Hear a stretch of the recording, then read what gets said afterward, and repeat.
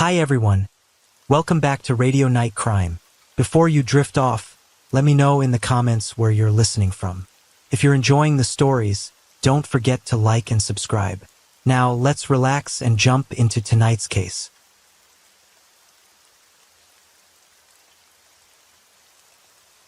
Story 1. Who organized a bloodbath in a quiet town? Almost any crime in a small, quiet town where everyone knows each other becomes a high-profile event that will be discussed for a long time. But if it is a brutal crime against an entire family, which has never happened before in these parts, then such stories very quickly grow all sorts of rumors, speculation, fictional gruesome details, and eventually turn into a real urban legend. In the fall of 2010, the small Australian town of Kapunda, with a population of only 3,000 people, located on the Light River near the Barossa Valley in South Australia, was shaken by the horrific news of the massacre of an entire family. Local law enforcers had never encountered anything like this before and therefore found themselves in a state of confusion. Rumors immediately spread around the city. Everyone retold the story in their own way so that the police even had to partially classify the case so as not to leak information and not to sow more panic. The dead family was well known and respected in the city. They had no enemies and ill-wishers, as it seemed to everyone at that time, and there was no motive for the crime at first glance either. What happened looked like a senseless bloodbath, and detectives even suggested that it was the work of some madman or maniac. It is noteworthy that the real culprit was not even initially included in the number of suspects and probably would have been able to get away with it if he had not accidentally given himself away. The story of the Rowe family. The head of the family, Andrew Rowe, was a native of England, where he was born in 1965. At the age of 3, he and his parents emigrated to Australia, where they decided to stay forever. The family settled in the suburbs of Adelaide, where the boy went to school.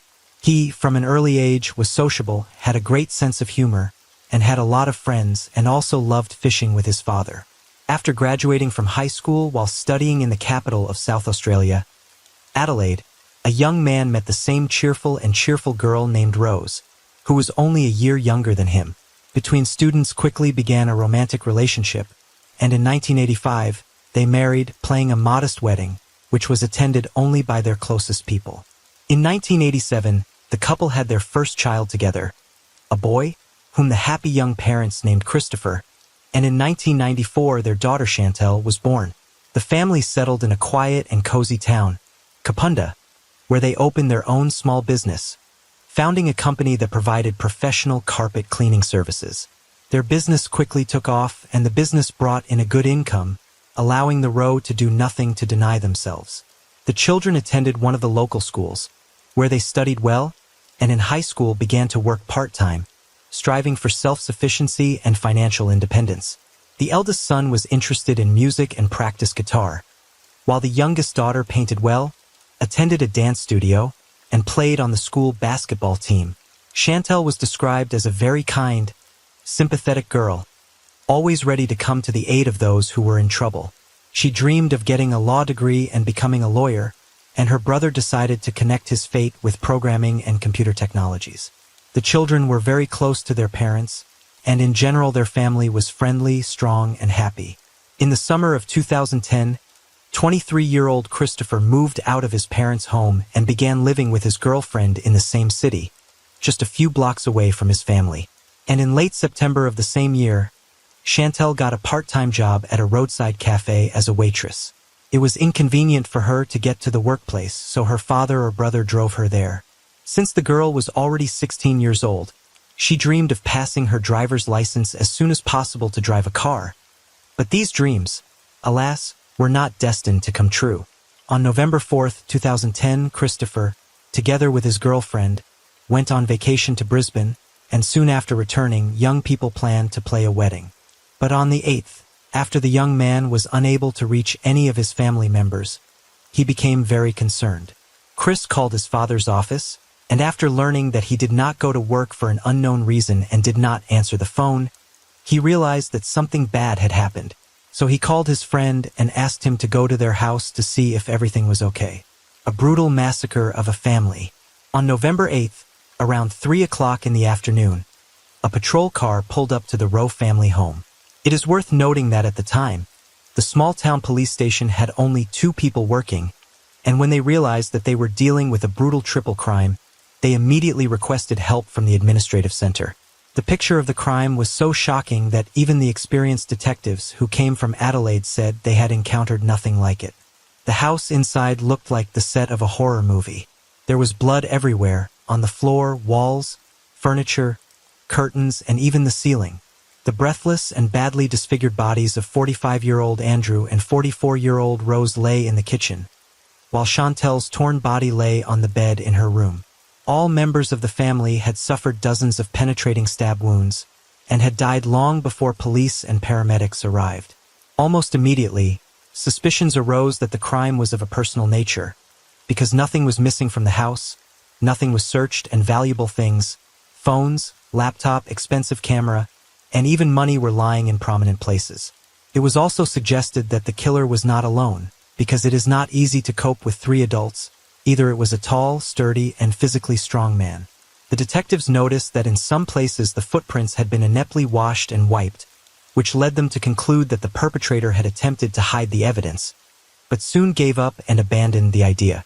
There were also clear bloody shoe prints on the floor, heading towards the door, but suddenly breaking off, which could indicate that the perpetrator had taken off his shoes and left in socks. Another curious point is that there were no signs of forced entry. This could indicate that the victims either knew their perpetrator and let him into the house themselves, or he got in by some other means. The family, by all accounts, had no enemies or ill-wishers, and no one could even guess who and why the parents and daughter had been so brutally murdered. Several clear fingerprints were found on the door in the room of the murdered girl, but checking them against the police database yielded nothing. The person who left them had never previously come to the attention of law enforcers. He either did not commit offenses or went unpunished. The house was cordoned off as a crime scene, and the area was fenced off from prying eyes, as well as from the press representatives who arrived here. Almost immediately it was decided not to disclose details and not to spread the word about the investigation, so as not to scare the criminal and not let him lie low or escape. Nevertheless, rumors about the maniac quickly spread through the city. People became afraid to go out in the street at night and locked their houses with all the locks and bolts. First suspects. As wild as it may sound, the first suspect was the only surviving family member, Christopher. At the time of the tragedy, he was in Queensland, where he was vacationing with his fiancée in Moreton Bay, on the Pacific coast. He was the first to sound the alarm when he discovered that his loved ones were out of contact, and took the first flight home when he learned the shocking news, but his alibi and fingerprints were checked first. However, he was immediately ruled out as a suspect, as he was indeed on the other side of the continent at the time of the crime. A curious fact was that the young girl, the perpetrator after the massacre, changed into clean clothes and laid on the bed. At the same time, there were bloody drag marks near the bed, which indicated that Chantel probably tried to hide from her executioner under the bed, but he pulled her out of there. In addition, forensic experts soon determined that she had been abused before her death. As noted earlier, it looked like the crime was very personal, and the perpetrator clearly had a grudge against the victims, hence such senseless cruelty. The head of the family received 3 dozen stab wounds, and his wife was stabbed 50 times all over her body, and judging by the traces, she was attacked twice, but after the first attack she managed to survive, and she even tried to call for help. On the body of the girl, forensic experts counted 33 stab wounds. In addition, she was abused. The police immediately began to find out whether the deceased was in a relationship, whether she was dating someone, and whether she had obsessive fans. It soon became known that the girl had been dating a guy named Dylan for about a year, with whom they went to the same school. The young man was also 16 years old, and the detectives doubted that such a brutal crime could have been committed by this young guy. Nevertheless, they needed to talk to him, check his alibi, and get his opinion as to who might have wanted to harm his girlfriend and her loved ones. Dylan willingly agreed to cooperate with the police and told them everything he knew. According to him, he and Chantel had a wonderful relationship. They loved each other, and were going to get married as soon as they became adults. The death of his beloved girl was a huge shock for him, and he simply did not know how to live on. At the time of the massacre of the Rowe family, the guy was in a neighboring city on the anniversary of his grandfather, and his alibi could confirm dozens of people. The young man has also been ruled out as a suspect, searching for evidence and witnesses. So the police had fingerprints of the criminal, as well as his seminal fluid found on the body of the deceased Chantel, from which they managed to extract DNA, but it also did not appear in the police database. Notably, the family was massacred with carving knives that the perpetrator removed from a stand in their own kitchen. This could indicate that the crime was not planned in advance, and could have been spontaneous. The murder weapons themselves could not be found at the scene, so the murderer took them with him when he left. Experts determined that the victims were killed between midnight and 2 a.m. One of Rose's neighbors admitted that around 1 a.m., he heard Rose call for help twice, and then there was a thud, as if something heavy had fallen, and then everything went quiet. He thought it was strange, but he did not call the police, deciding that it was just a simple domestic quarrel between the couple, and he should not interfere in their family affairs. No strangers were seen near their house that evening. Police officers were carefully combing the area around the house looking for evidence or instruments of crime. It was also decided to reach out to the residents of the town through the media and encourage them to share any information that could help the investigation move forward in the case. But this approach rather made the detectives' job more difficult. Almost immediately, the police began to receive dozens of calls from concerned people who wanted to help, and all the information received had to be verified. Callers reported suspicious people, cars, tried to connect what happened with a gang of bikers, with drug dealers, and even reported suspicious posts on social networks found in the profiles of local residents. However, all the incoming information did not help law enforcement officers. 2 days before the tragedy, among the things in the house was found an expensive camera that belonged to the dead girl. As it turned out, Chantel was fond of photography, and detectives assumed that there may be pictures that would help the investigation. There were indeed many photos on the memory card, but the last ones interested the police most of all. It turned out that 2 days before the tragedy, on November 6th, in the house of Roe was a friendly party, which was organized by Chantel. Her parents that day left with a sleepover to relatives, and she decided to take advantage of their absence. But it should be noted that it wasn't some kind of party with alcohol or something worse, but quite decent and quiet, sitting over watching movies and cooking dinner on the barbecue. Chantel had only invited her boyfriend and 3 of her best friends with their other halves, so there were only 8 people in the house. That evening, the hostess of the house took a lot of pictures that captured their good time. Some of the photos of the guests present that same evening published on their pages in social networks, noting friends there. All the friends stayed the night at the house Roe, and returned in the morning. Andrew and Rose even cooked breakfast for the guests, having a sit-down in the backyard. Detectives decided that it was necessary to interview all the people who were present at that party, to find out whether the girl had enemies, envious, or stalkers, as well as to take everyone's fingerprints to compare with the samples found on the door of the room of the deceased. Chantel's friends still couldn't believe what had happened. They tried their best to help the investigation and showed up at the station to testify at the first call. The boys provided their fingerprints and DNA samples, but they did not match those found at the crime scene. They also allowed access to their social media pages and phones, and they also detailed all the events that took place at what turned out to be the last party. Dylan recalled that on Sunday, his girlfriend complained that she was not feeling well and probably had a cold. In the evening, she had developed a fever and realized that she couldn't go to work the next day, so she had called her boss and warned him about it. The next morning, around 5 o'clock, the guy texted her and asked how she was feeling. He saw the message light up as read, but Chantel never responded. The guy did not know that at that time his beloved and her parents were already dead, and the message was read by the criminal. Moreover, the police found out that the criminal even tried to write a reply text message, but since Chantel forgot to recharge her account, the message never went away. Nevertheless, the perpetrator tried to create the illusion that young Roe was still alive. Unexpected suspect. Dylan and several close friends of the deceased helped police officers compile a list of all the people in Chantel's entourage with whom she had been in contact. Law enforcement began working their way down that list, talking to and checking out everyone listed there. After about a week, they reached a certain 18-year-old young man named Jason Downey.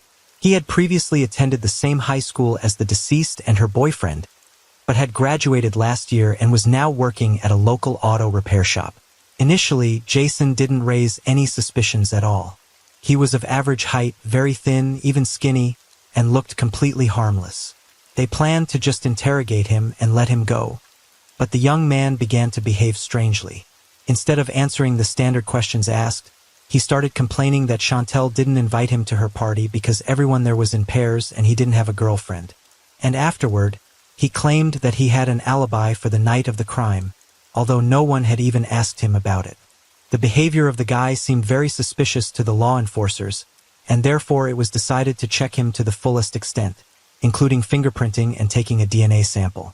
Hearing about this, Downey did not show any excitement or concern and simply agreed to undergo all the necessary procedures.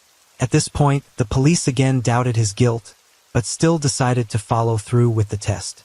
When the expert took the guy's fingerprints, he noticed relatively fresh, deep cuts on his palms. Jason explained that he had hurt himself on the job at the machine shop, but all the cuts looked smooth, as if they had been made with a thin, sharp tool. The test results showed that it was Downey's prints that were found on the dead woman's bedroom door. For the full picture, all we had to do was wait for the DNA test results, which were due in 2 days.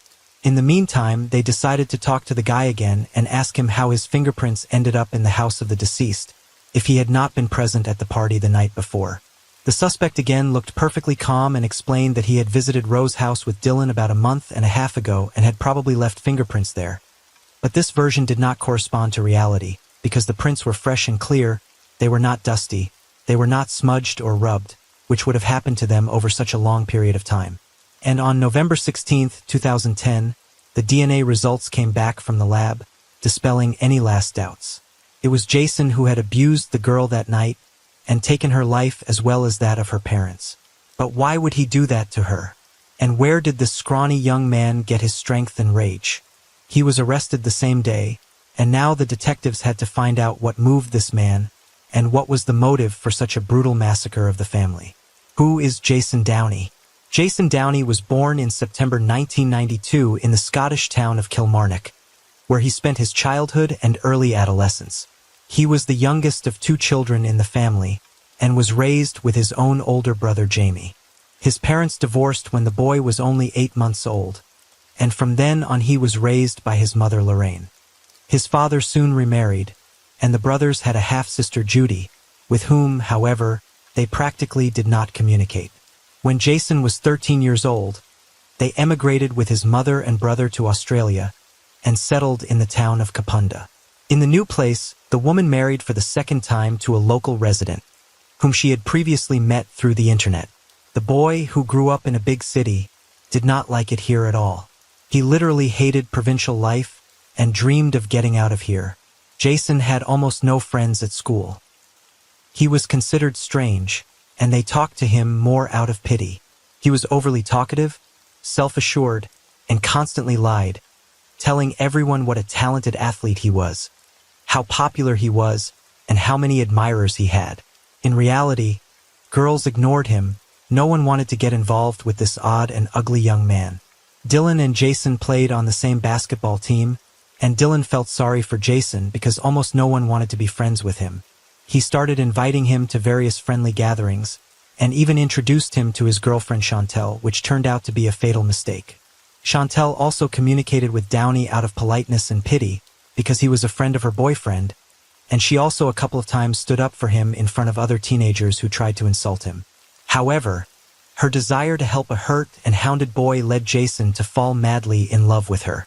Moreover, he began to think that she has the same feelings for him, but because of Dylan cannot say it openly. Over time, teenage crush transformed into a real obsession, but others did not notice it, as Downey became more and more immersed in his fantasies, in which he was happy with Chantel. The girl never gave him hope or made any ambiguous hints, but only tried to be polite and friendly. She just happened to be the only one who was kind to him, and he mistook it for love. The arrest and the first interrogation, when the last doubts that Jason had committed the triple crime were dispelled. The law enforcers realized that the arrest could not be delayed, but they did not know how best to do it because they were afraid that the guy might not have done something. Everyone knew exactly what he was capable of, so they decided to lure him to the station under a harmless pretext. As soon as the suspect arrived, handcuffs were snapped on his wrists. Surprisingly, the guy showed no emotion at all. He wasn't surprised, scared, or angry. He was completely calm. Downey denied all the accusations and tried his best to get out of it. He insisted that he left his fingerprints when he visited the house a month and a half ago, and when the guy was asked how his DNA ended up on the body and inside the deceased, he said that at the same time during his visit they had consensual intimacy. Of course, this could not be true, because seminal fluid could not have remained on the body for so long, neither inside nor outside. As for the suspect's alibi, he stated that he had an argument with his mother and stepfather in the evening, after which he went to sleep in the car. The parents confirmed the fact of the quarrel, but no one knew where Jason went afterward. The police also managed to find out that in the evening, November 7th, he called Dylan, from whom he learned that Chantel was sick and would stay home on Monday. Apparently, it was after this conversation that he decided to go to Rose's house. Around the same time, police were able to locate a pair of shoes discarded in a deserted area with traces of blood on them. The sole prints matched the marks at the crime scene. The shoes showed traces of blood from all three victims, and inside were Downey's own sweat, reconstructing the timeline of events. When Jason realized that the evidence against him is too much and it is useless to defend himself, he decided to confess to the murder and agreed to cooperate with the investigation in order to avoid the most severe punishment. However, he tried to minimize his guilt in every possible way. He even promised to show the place where he threw the crime tools, but there were no knives there. Most likely, the guy was just lying. That evening, he really quarreled with his mother and stepfather, after which he left home, intending to spend the night in the car. However, after a phone conversation with Dylan, Jason became obsessed with seeing Chantel.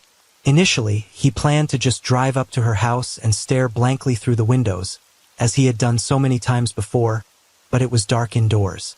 Then the guy drove the car to the end of the street, returned back on foot, and sneaked into the house through a small window in the bathroom, which the owners left open. As he was very thin, he succeeded without difficulty. He sat in the bathroom for about half an hour, listening to the sounds to make sure everyone had gone to bed.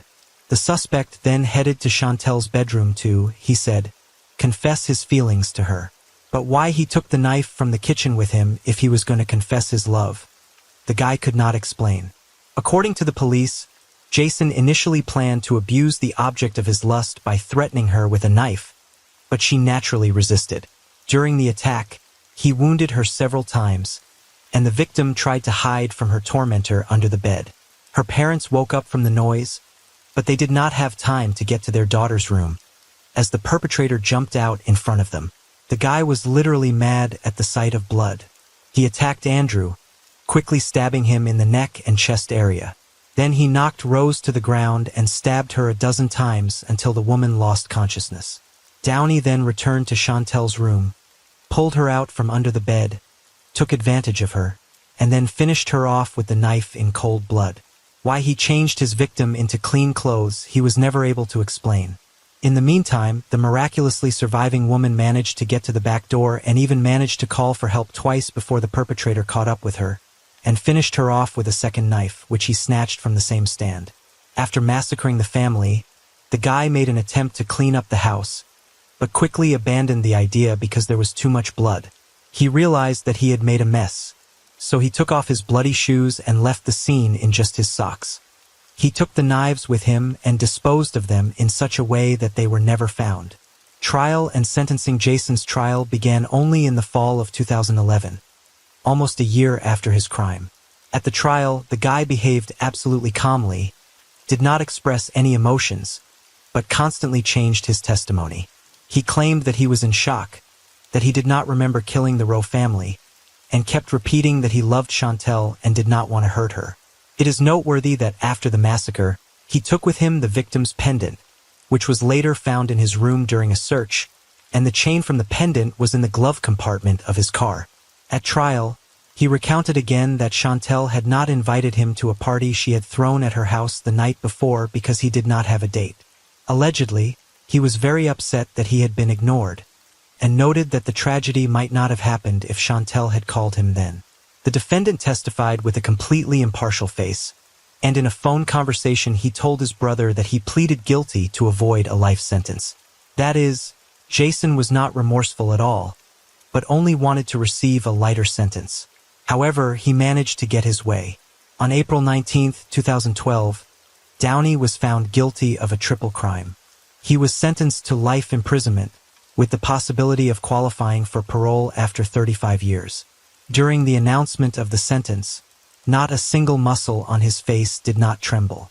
He remained as calm and impartial as if it was not about him, but about someone else.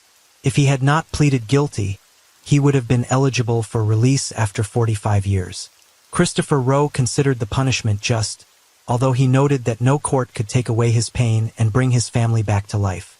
In memory of his parents and sister, he made tattoos with their names. Finally, I would like to add that Christopher is currently married, and together with his wife, they are raising their son, Kobe.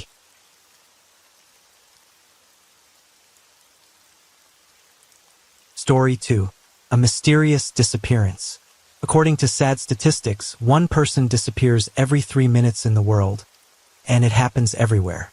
Often people are found, sometimes found dead, however, it also happens that they are never reported. Despite the hoax, most disappearances are linked to criminal events or accidents. Another mysterious story took us to Namyangju City in South Korea. On June 6, 2006, 29-year-old student Lee Yoon-hee disappeared without a trace. It would seem that nothing is unusual, people often disappear. However, this case is still stirring the minds of the public. Many people to this day continue to argue and put forward their own versions of what happened. Disappearance for the first time about the fact that the girl disappeared spoke on June 7th. The alarm was raised by her friends and classmates. Lee did not come to the university for the last classes, which was very unlike her. She was a responsible and efficient student and had never missed a class before. After studying, Lee's friend Min wanted to check on her and went to her house. However, after ringing the doorbell, no one opened the door. Then she didn't bother and left. Later in an interview, the girl admitted that she decided that Yoon-hee wanted to be alone and had a day off. It so happened that her acquaintance had been haunted by a series of troubles lately. Therefore, it was possible that she needed time to get away. However, on June 8th, she didn't show up again. This time, Min went with Kim, Lee's friend, and 2 other guys to the missing person's house. There was no other way to contact her. It so happened that a week before the described events, the main character's purse was stolen, and together with her purse, Idaho card, and cell phone. When young people knocked on the door, the dog reacted to the noise from inside. The dog barked loudly, but there was no response from the owner. Since Yoon-hee's door had a digital lock, only someone who knew the code could open it. No one present had such information, so Min called the older sister of the wanted woman. But unfortunately, she hadn't heard from her sister and didn't know the code to the door. All this only added to the excitement. Eventually, it was decided to contact the police. Law enforcement officers contacted the owner of the apartment and asked him to come to open the door. Upon entering the student's residence, everyone immediately smelled a foul odor. Life story: Lee Yoon-hee was a pretty and colorful girl. She originally studied fine arts and statistics at a women's university in Seoul. However, after graduation, she realized that she had the wrong path. Since childhood, the protagonist loved animals, and even as an adult has 2 dogs for which she took care of with pleasure. Along with the craving for art, she liked to watch documentaries about nature, visit zoos, farms, and animal shelters. Therefore, having received a diploma, she was not afraid to start from the beginning and finally decided. At the age of 25, the girl decided to connect life with veterinary medicine. Parents did not immediately support their daughter. The traditional family believed that at such an age, it was time for her to get married and have children. However, Lee was a modern girl, so she wanted to build a career for a start. Therefore, in 2003, she entered the higher school of veterinary medicine. The new specialty liked the student and was given easily. At the same time, in order to be independent, she began to work part-time. Lately, the girl has been tutoring younger students, as well as children of teachers. In 2006, when the study was coming to an end, Lee was preparing for final exams. It is understandable that trying to combine study and work, she was very tired, but circumstances demanded it. A robbery on June 2nd, Lee was returning home after a private class. She was walking at a slow pace, absorbed in her thoughts. Suddenly, two men on a motorcycle sped past her at breakneck speed. As she recovered from her fright, the student realized that the intruders had stolen her purse. Several witnesses to the incident tried to help and went after them. Their van managed to chase the motorcycle for a while. However, once the thieves turned down a narrow alley, the chase had to be called off. The culprits were not punished, and Yoon-hee was left without her important belongings. After that, she warned everyone she knew that she would be out of touch for a while. The girl was so upset that she told her friend, "I can't believe the world can be such a horrible place." However, at that moment, she didn't know even half of what she was going to experience. The situation at Lee's apartment was empty. What was noticeable was the mess made by the dogs. Two puppies were lying on the floor. In the absence of water and food, they were dehydrated. Apparently, the animals were trying to find something to eat. Therefore, scraps of papers and clothes were lying everywhere. It became clear that the pets had not been walked for several days, hence the pungent odor that filled the room. Min noticed her friend's conspicuous backpack standing quietly in the corner of the room. Since it contained the essentials, Yoon-hee never went anywhere without it. This indicated that she left the apartment in a hurry or for a short time. The condition of the house did not seem suspicious to the police. At first glance, nothing was missing and there were no signs of forced entry. Therefore, assuming that the wanted girl had left voluntarily and would return soon, the police left. However, such arguments did not satisfy her friends. First, Lee would never in the world would not have left the animals to starve. Secondly, she could not disappear without telling anyone. So, the company contacted Lee's family members. The family confirmed that they hadn't heard from her in days. Dissatisfied with the police officer's conclusion, Min and her friend went to the station. Unfortunately, due to the slowness and poor handling of the investigation, Korean law enforcement agencies have been repeatedly admonished for their actions. So, the young people decided to insist on their own and officially report their friend missing. Evidence at this time, two of Lee's other friends stayed at the house. They wanted to wait for her parents and discuss everything. Not wanting to embarrass the missing person's relatives, the guys decided to clean up the apartment. They washed the floors, threw out the trash, and even washed dirty laundry. In general, destroyed all the evidence that had taken place. In addition, it was later learned that upon arrival, Lee's sister threw away the cigarette but found on the veranda. She did so because she didn't want to embarrass her sister in front of her parents. They would be very upset to know that their daughter smokes. But the thing is, Yoon-hee's acquaintances unanimously claimed that they had never seen it. Perhaps in this way, another solid piece of evidence in the case was destroyed. Afterward, the guys were very sorry that wanting to do better only aggravated the situation. The young people explained that at that time the police had not taken up the investigation and had not warned them not to touch anything. When Lee's parents arrived in the evening, they inspected the apartment. Dong, the girl's father, reported that several other things were missing along with his daughter. The first thing he named was a hammer. The man explained that he personally insisted that such a necessary item was in the house. Lee Yoon-hee had always laughed about it and kept it in plain sight. The other missing item was an antique coffee table. The student was particularly fond of it, often eating at it and using it as a bedside table. It was unclear to everyone where the girl could have gone as well as where two unrelated objects had disappeared to. The unknown painted a frightening picture. The last party. That day, in addition to the police report from Lee's friends, there was another one. The concerned parents of the missing girl decided not to delay. It was already obvious that enough time had passed since the alleged disappearance. She was last seen on June 5th.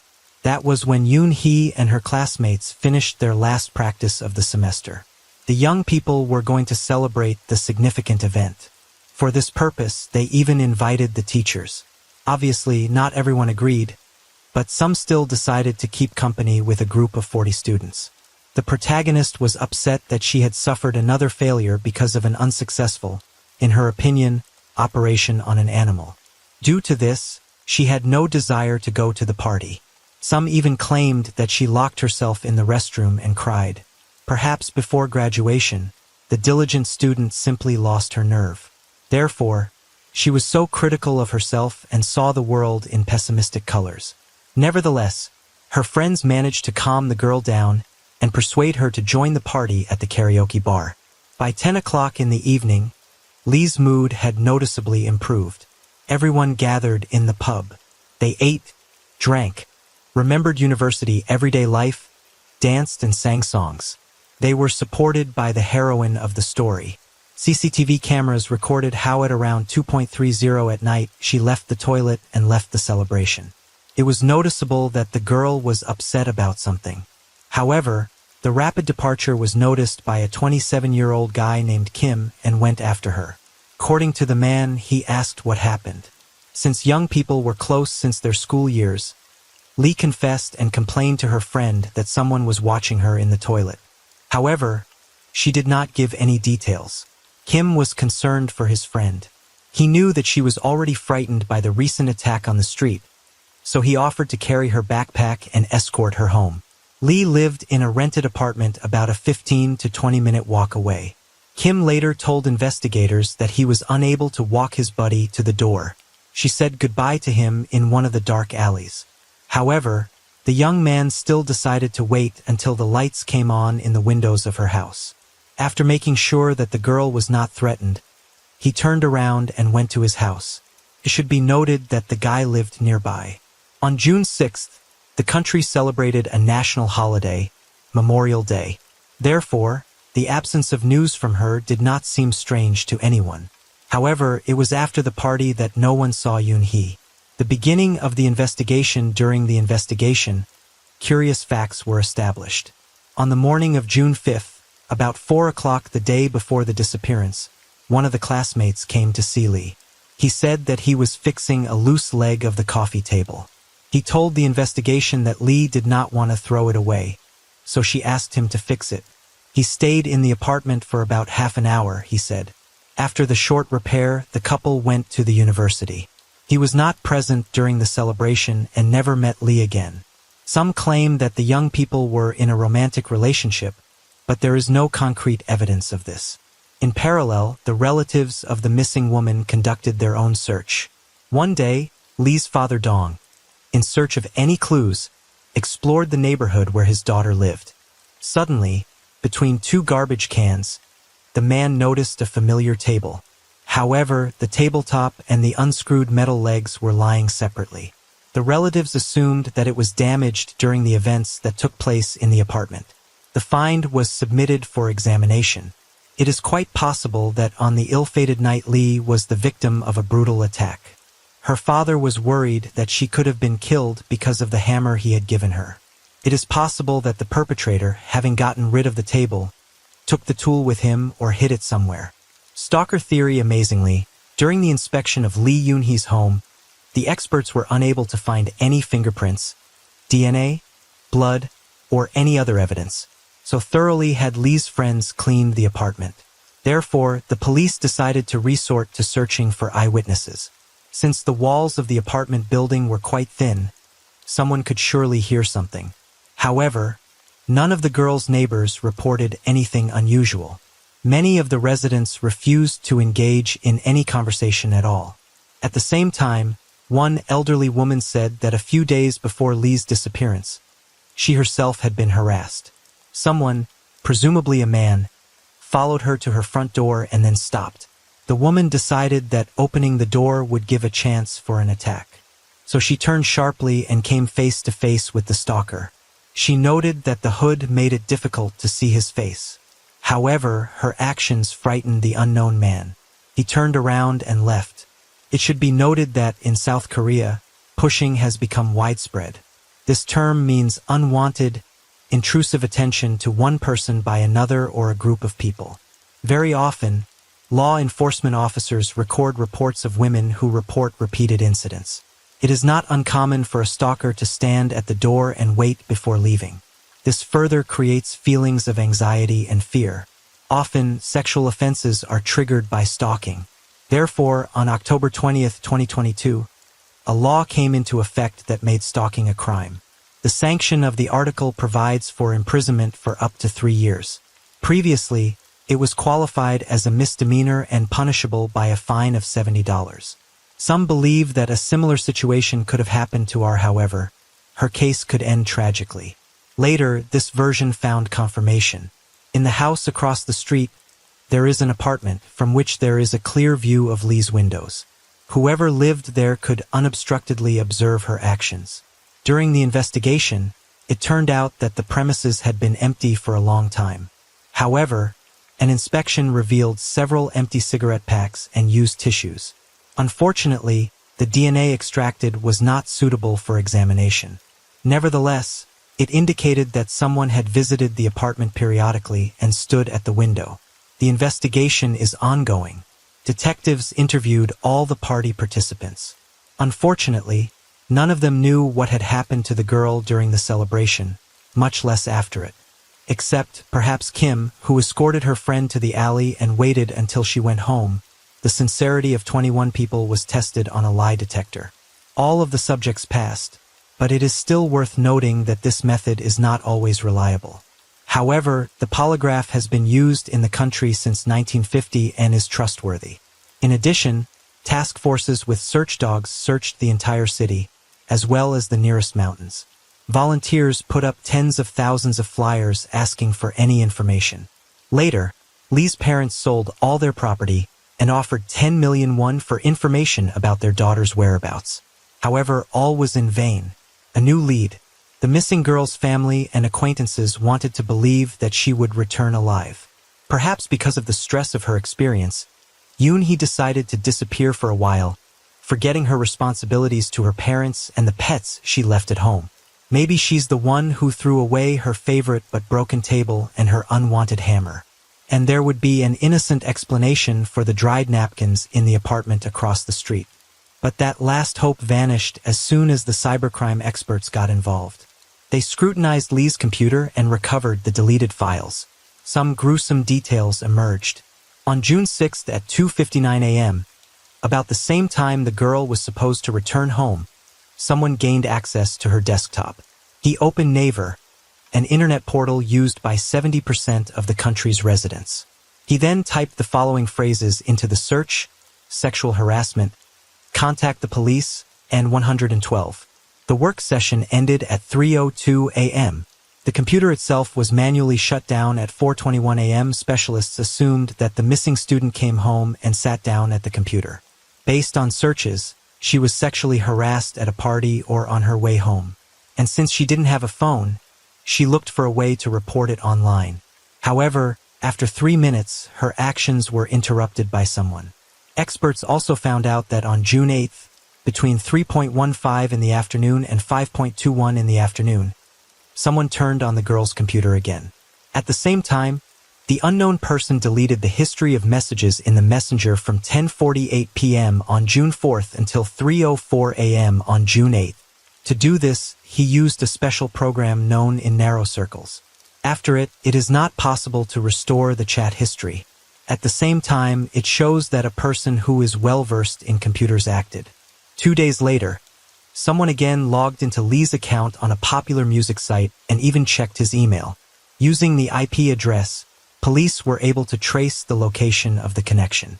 It was a motel in the town of Kunsan, which is 119 miles away. After reviewing the CCTV cameras from that day, detectives found no signs of suspicious behavior or traces of the missing student. However, this fact indicated that she did not disappear of her own accord. Someone was skillfully cleaning up the traces of the crime that had been committed. The first person who comes to mind is Kim, who by a strange coincidence was at Lee's house at the time of the mass deletion of correspondence. If you remember, he stayed with a friend to wait for Yoon-hee's family to arrive and did some cleaning. This gave him the perfect opportunity and enough time to cover up the unwanted actions. Amazingly, when investigators asked the boys if they had turned on Lee's computer, both said they didn't remember. In fact, there were no witnesses, no traces, and no significant leads in the case of Lee Yoon-hee's disappearance. Possible evidence was destroyed during the cleaning and clearing of the chat history. Had the girl's body been found, it is almost certain that the perpetrator would have been caught. For the most part, the victim keeps key evidence of the crime. To this day, however, the student's whereabouts remain unknown, as does her condition. She is most likely dead, and her remains are safely hidden or managed to get rid of them forever. These circumstances lead to another version of what happened, a mad professor. It is known that the faculty where Lee studied collected animal carcasses. This was done so that students were engaged in autopsy and study. At the end of the study, the remains were collected and sent by the agency to a special incinerator. Before this, the biomass was packed in specialized bags. According to the company's rules, the collectors were not allowed to look into them. It should be noted that the site is unpleasant, so they would not do it themselves. Approximately 88 pounds of animal remains are placed in the incinerator daily. However, investigators learned that 2 days after Yoon-hee's disappearance, about 242 pounds were incinerated. In other words, much more than usual. The educational institution worked on different animals: dogs, cats, pigs, and cows. However, according to the records of June 8th, there were no large animals. The dilemma arises: what else was burned that day? Could the extra weight have belonged to the missing student's body as well as other evidence? Unfortunately, this question remains unanswered. It was not possible to conduct a genetic examination, as all the ashes were destroyed. Assuming that Lee's body was indeed burned, it means that it was done by someone who killed her and had access to the room. For example, one of the faculty members, Professor Moon, was of great interest, the same man whose children Lee was studying with when her purse was stolen. During the interrogations, several people reported that Moon sometimes showed attention to a beautiful student. He openly flirted with her, unashamed of his status and age. The man was also present during the celebrations at that party and tried to sit next to Lee, but she moved away from him, calling him a creep. It was obvious that she was not accepting his advances. Initially, Moon said he left the event early and was home around 2 a.m.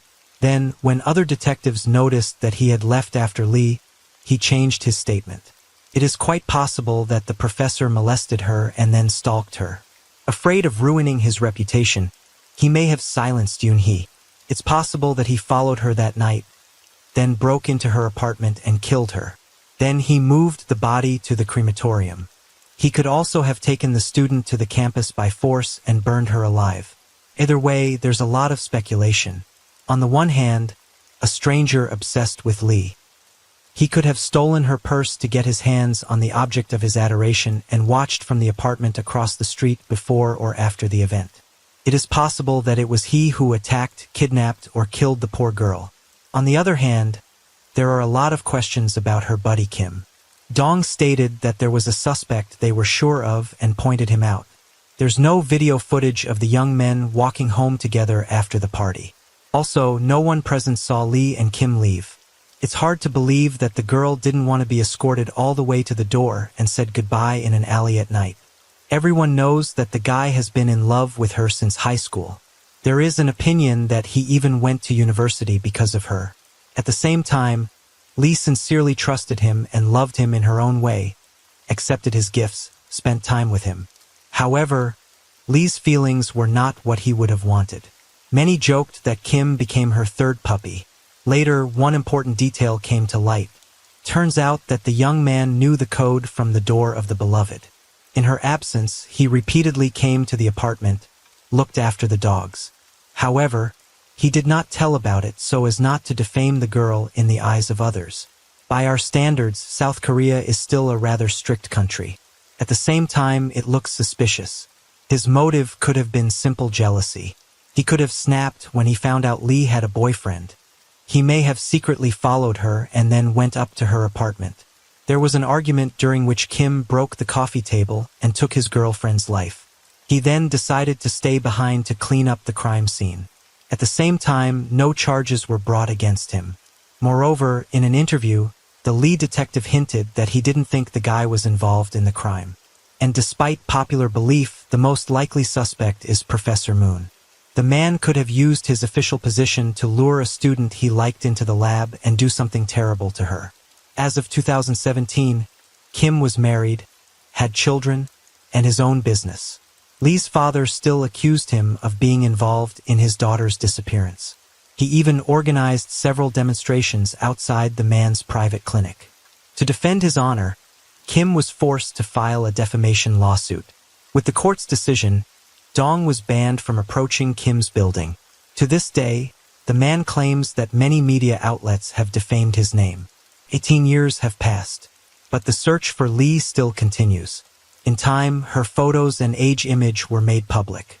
The missing person's parents have grown old, but before leaving this world, they want to calm down and know for sure whether their daughter is alive or not. Over time, any pain is dulled, even from the loss of a loved one. But there's nothing worse than being left in the dark for years. What do you guys think? Is Lee Yoon-hee alive? And if not, who really killed her?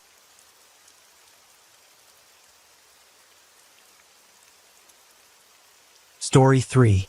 On September 27, 2020, a man called emergency services around 6 p.m.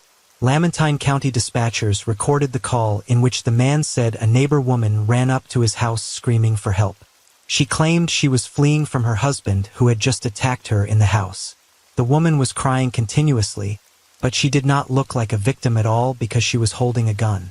Police officers who arrived on the scene found the husband's attacker alive in the bedroom with 2 gunshot wounds. One was to the leg and the other to the chest. The bullet also grazed the right arm. 2 more bullets were found in the wall, as well as 4 shell casings from a .45 caliber pistol were near the injured man. The victim was taken to a local hospital where he died of his injuries an hour later. Police officers thoroughly examined the scene of the tragedy and interviewed the woman, but she did not make contact with law enforcement. She was not arrested that night, and detectives began investigating her claim of self-defense. The injured woman turned out to be Ashley Benefield, and the man who was killed was her husband Douglas Benefield. But let's find out how events really unfolded that day. And could Ashley really have saved herself only by shooting her husband? Our story begins in sunny Florida in August 2016. Ashley Byers and Douglas Benefield met at a Republican fundraising event in Palm Beach.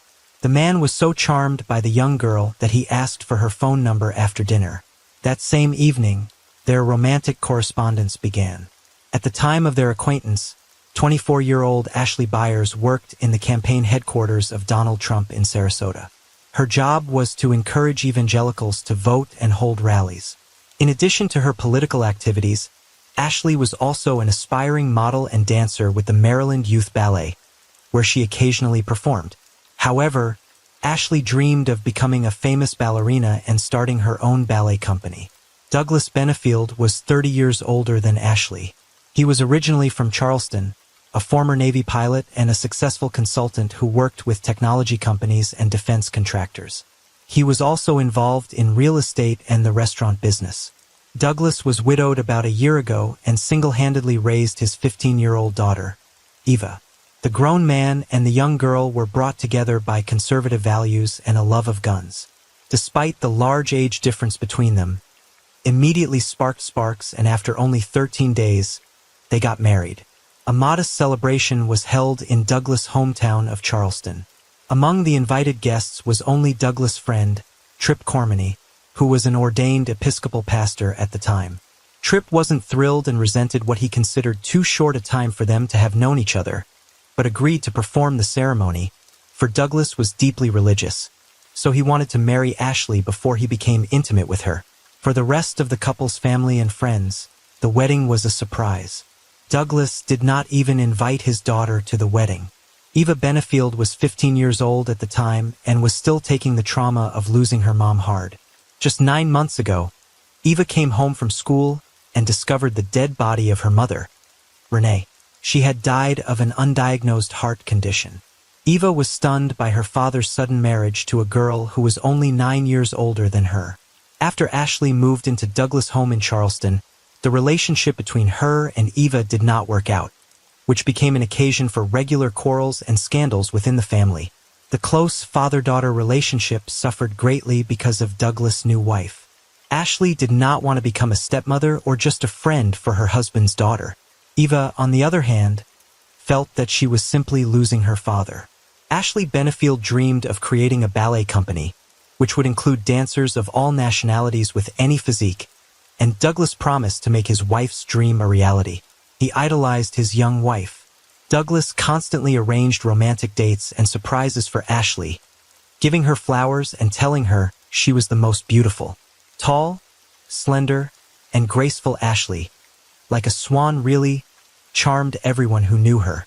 Her blue eyes radiated kindness. Her long brown hair, like plumage for a bird, added beauty and glamour. Douglas saw only spiritual purity in his Ashley and was willing to do anything for her. So soon, her dream came true. Combining Ashley's passion for ballet with Douglas' business savvy, they founded the American National Ballet in Charleston and advertised to screen ballet dancers from all over the country. The goal was to run a non-profit ballet company and for-profit school. In the summer of 2017, Ashley and Douglas began holding the first auditions. But in addition to starting a ballet company, Ashley also dreamed of becoming a mother and was planning a pregnancy. This is exactly what happened in the midst of creating the ballet company. In the late summer of 2017, about 40 dancers from around the world began arriving in Charleston to work with Ashley. But she never showed up for another audition. All the work fell on Douglas' shoulders. Douglas hired ballet master Michael Wise to train the dancers. But it was Ashley who many dancers were waiting for. But she wasn't planning on doing ballet anytime soon, citing a serious condition due to her pregnancy. Despite the growing tension between Ashley and Eva, Douglas continued to help his wife follow her dream, to start a ballet company in Charleston with a unique mission. The man who was quite distant from ballet with the help of hired choreographers and managers tried to run the business on his own. But the company soon ran into legal trouble after being sued by dancers and choreographers who accused the couple of breach of contract, claiming they were fired just weeks after being hired. After leaving, Ashley Douglas brought in new managers in hopes of getting the ballet up and running. But they made drastic changes, and Ashley's original vision of dancers of all ethnicities failed. Douglas was so preoccupied with the ballet that he didn't notice how tensions between Ashley and Eva continued to mount. One day after Douglas and Ashley argued over Eva, he lost his temper and fired a gun into the ceiling of their home. Those who knew him said it was uncharacteristic of the calm and non-confrontational Douglas. In late August, citing a difficult pregnancy, Ashley returned to Florida to her mother, while Douglas was still trying to establish the work of the ballet in Charleston. On October 23, 2017, a group of dancers were called into a meeting, told to sign non-disclosure agreements, and fired. Online, Ashley spoke out against the rest of the company, including Douglas. "The new management has destroyed everything we've worked so hard for, and I cannot stand behind them or their actions," she reported. A&B was created to be different from any other dance company and should have set a new standard in how it treats its dancers. Everyone involved should be ashamed of how it was handled. It seemed as if a great idea had dissipated like smoke. A few months later, the American National Ballet was finished for good. At the conclusion of the ballet case, Douglas had lost over $100,000. His ballet nightmare was over. Douglas threw a farewell party for A&B, as he had worked closely with many dancers for a long time. However, when he returned home, it was not his pregnant wife who was waiting for him, but a farewell note. In her 4-page letter, Ashley listed all of Douglas' shortcomings and called his attitude towards her possessive and controlling. She wrote that the incident where he fired a gun into the ceiling had made her fear for her life and the safety of her unborn child, so she had to leave him. His heart was broken. But as it later turned out, Ashley's note was only the beginning. The months that followed were even more difficult for Douglas, as he was faced with a blow from the man who was dear to him. In late November 2017, Douglas, still hoping for reconciliation, sent Ashley a birthday present. He knew how much his wife loved tea. He bought a beautiful teapot, cups and saucers, and a specialty tea designed for pregnant women. Ashley accepted the gift, but she wasn't going to put up with it. Instead, she filed a series of charges against Douglas. Among them was poisoning her with her tea. Her claims were investigated, but nothing was found to substantiate such grave accusations. But Ashley didn't stop there and sent her hair to an independent lab for analysis to determine if she had been poisoned. The report stated that her hair contained higher than normal levels of aluminium, zinc, and other metals. 3 weeks before giving birth, without Douglas' knowledge, Ashley went into the hospital. She was at Tampa General Hospital. The woman was very frightened and claimed that the baby had been intrauterine exposure to heavy metals because her husband had poisoned her. Ashley went on to accuse Douglas of physical abuse without evidence. She also claimed that he held her captive in his Charleston home. Even though Douglas was hundreds of miles away, she still claimed he was stalking her everywhere starting in Florida. With no way to know if what Ashley told hospital staff was true, management took precautions for her safety and gave her a new name, Christina. 3 days later, doctors performed a C-section. The baby girl was healthy, but Ashley continued to worry that her baby had been poisoned. Douglas, however, wasn't ready to give up. He sent Ashley text after text begging her to change her mind. After all, he believed he still had a family that he thought would be perfect, happy, and faithful, but it had fallen apart in the most questionable way. Ashley was in no mood to forgive Douglas, much less go back. She decided to go to the authorities and add a new batch of accusations in her husband's direction. She reported Douglas' mistreatment of his oldest daughter, Eva, and brought in Florida Child Protective Services to check it out. Ashley told police that Douglas had anger issues and told all about the day he fired a gun in the house. Investigators interviewed Eva, so also Douglas was interviewed and that gun incident was investigated, but in the end, Douglas was exonerated. He was examined by a psychologist who did a full psychological evaluation which showed that Douglas was perfectly fine and not dangerous. Ashley couldn't believe it and once again wrote a long letter to Douglas. The lines at the end made it clear for him not to hit on her or try to stalk her or it would end up with the police again. She didn't look like a person ready to resume a relationship. Another scathing note to Ashley Douglas left no doubt about her feelings. In the summer of 2018, the poisoning allegations came to a head when Ashley and Douglas met in a Bradenton courtroom. Douglas wanted to see his newborn daughter, while Ashley asked for a restraining order. But the judge was not convinced by 2 days of testimony and lab test results presented by Ashley. Judge Diane Moreland declared that there was not the slightest credible evidence that Miss Benefield had ever been poisoned or suffered from any illness caused by any poison. This ruling opened the door for Douglas to finally see his daughter. A few days later, he and Ashley met outside the sheriff's office so the father could see the child. To the surprise of those around them, Ashley was suddenly very cooperative. She then immediately went straight to Douglas, handed the baby over very cordially. She even offered to spend time with the three of them. For most of the next year, Douglas, Ashley, and their daughter seemed happy. Douglas even moved into a neighboring apartment in Florida, so he wouldn't disturb Ashley's peace and still be close to them. But in August 2019, when he met Ashley to pick up his daughter, was stunned to see an engagement ring on his wife's finger. He hired a private investigator to find out what was going on. The private investigator informed Douglas that Ashley was dating another man, and in November 2019, the man filed for divorce. Shortly afterward, Ashley began filing complaints against Douglas Benefield again. Ashley accused him of indecent behavior towards his young daughter. She accused him of a number of terrible things. Douglas adamantly denied harming his daughter and authorities accepted the lack of evidence. Then in March 2020, Douglas wrote an email to the sheriff's office accusing Ashley of having a split personality. But a few months later, Douglas did what seemed unthinkable. In a dizzying move, he announced that he and Ashley were going to try to be a family again and were moving to Maryland. Friends held their breath but hoped for the sake of their young daughter that her parents' miraculous reunion was about to happen. On September 27, 2020, Douglas Benefield was preparing to start a new life. He was moving with Ashley, their young daughter, and Ashley's mother Alicia from Florida to Maryland. So let's pretend it's Sunday night. The time is about 5:30 in the evening. Ashley meets Douglas to start packing for the move. Douglas and Ashley are at Alicia's house, happily packing. Alicia decides to take a walk with the baby to a nearby park. Ashley is left alone with Douglas. They talk, but suddenly Ashley announces that they are moving without him. Douglas was angry. He yelled that they would move in together as a family and start a new life. The man began moving filled boxes in a rage.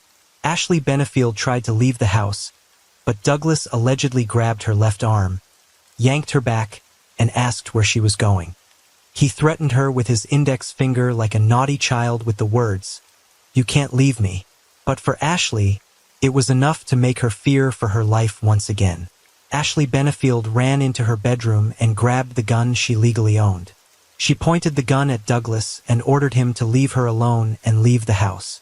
Douglas did not stop and continued walking toward Ashley, hoping to calm her down. As he continued toward her, she began shooting. Ashley saw Douglas fall and his legs lifted into the air as his feet slipped out from under him and he suddenly collapsed. The woman ran to the neighbor's house screaming for help. 2 neighbors on a dog walk saw her running outside with a gun, crying and screaming. However, only Ashley knows exactly what really happened that night but she has not made any statements.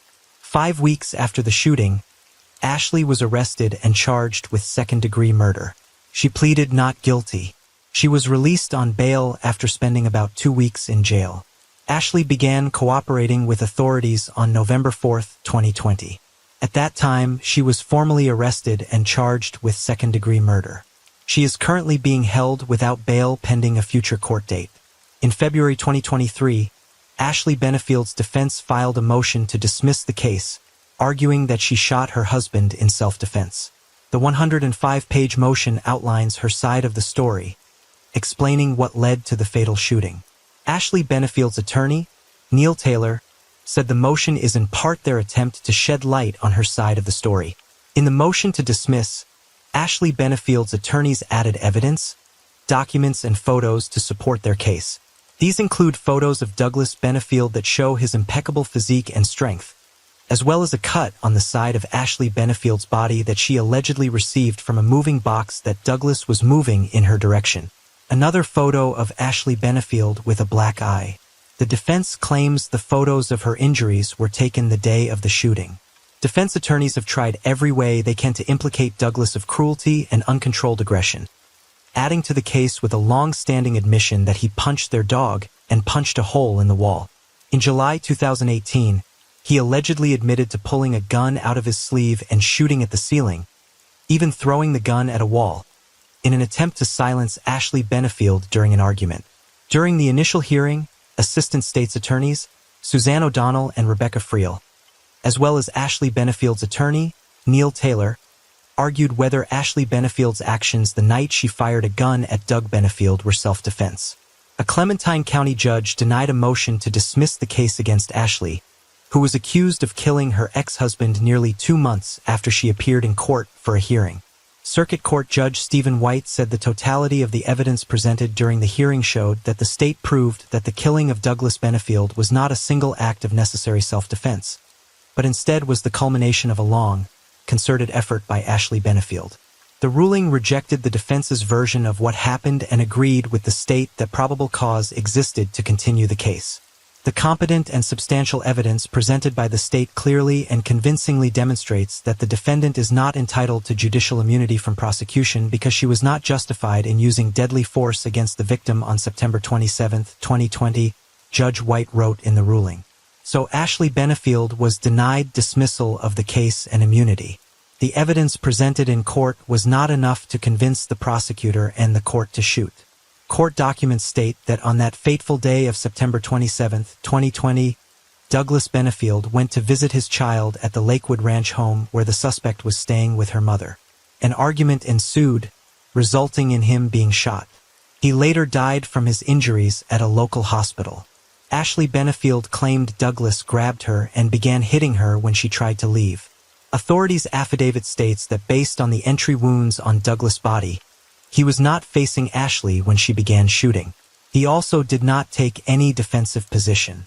Douglas was not found to have any weapon on or near him, but as detectives investigated, Ashley's claim of self-defense became problematic. Apparently, the man didn't even expect his beloved wife to shoot him. Ashley Benefield insists she is innocent and awaiting trial. She has not yet pleaded guilty. To date, There are many unanswered questions surrounding Douglas and Ashley's marriage.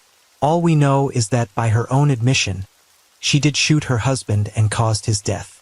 Is it possible that Ashley was really afraid of Douglas and was prepared to defend herself at any time of the day or night? Of course, she could have been afraid of him. Fear is one of the strongest human emotions that is easily controlled and manipulated, but it's impossible to be afraid of something that isn't there. Ashley had lived in an invented fear for years and constantly expected to be attacked. She killed her husband for threatening her with a finger in her face? Sounds very much like paranoia when, along with the poisoning complaints, it was worth having not only Douglas but Ashley checked out by a psychologist. It's hard to know if Ashley was a victim or a skillful manipulator. In the end, Ashley was charged with second-degree murder and is currently still awaiting trial. Florida's Stand Your Ground law allows a person to use or threaten to use deadly force against another person if they reasonably believe they need to defend themselves from an immediate threat and they have no need to retreat. This means that if a person in Florida believes that he or she is in serious danger of being injured or killed and is not engaged in criminal activity, he or she has the right to defend himself or herself. Unlike traditional self-defense laws, a person must not try to get away from an attacker first. Now that the defense has invoked Stand Your Ground, the burden is on the prosecution to prove the shooting was not justified. Taylor said he expects District Court Judge Stephen White to give the prosecution enough time to read and understand the motion before setting a date for another hearing. To Douglas Benefield, Ashley was that innocent, pure white swan, the epitome of gentleness and purity. But beneath those white feathers was an evil woman. She's the black swan.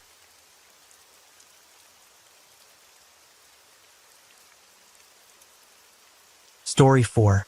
This about a strong woman who broke down in an instant and made a life-changing decision that fundamentally changed the lives of her entire family. This story will remind everyone how important it is to take your mental health and the mental health of your loved ones seriously, and not to be afraid to speak up when things in life don't go the way you want them to. We will visit Atlanta, the capital and most populous city in the state of Georgia.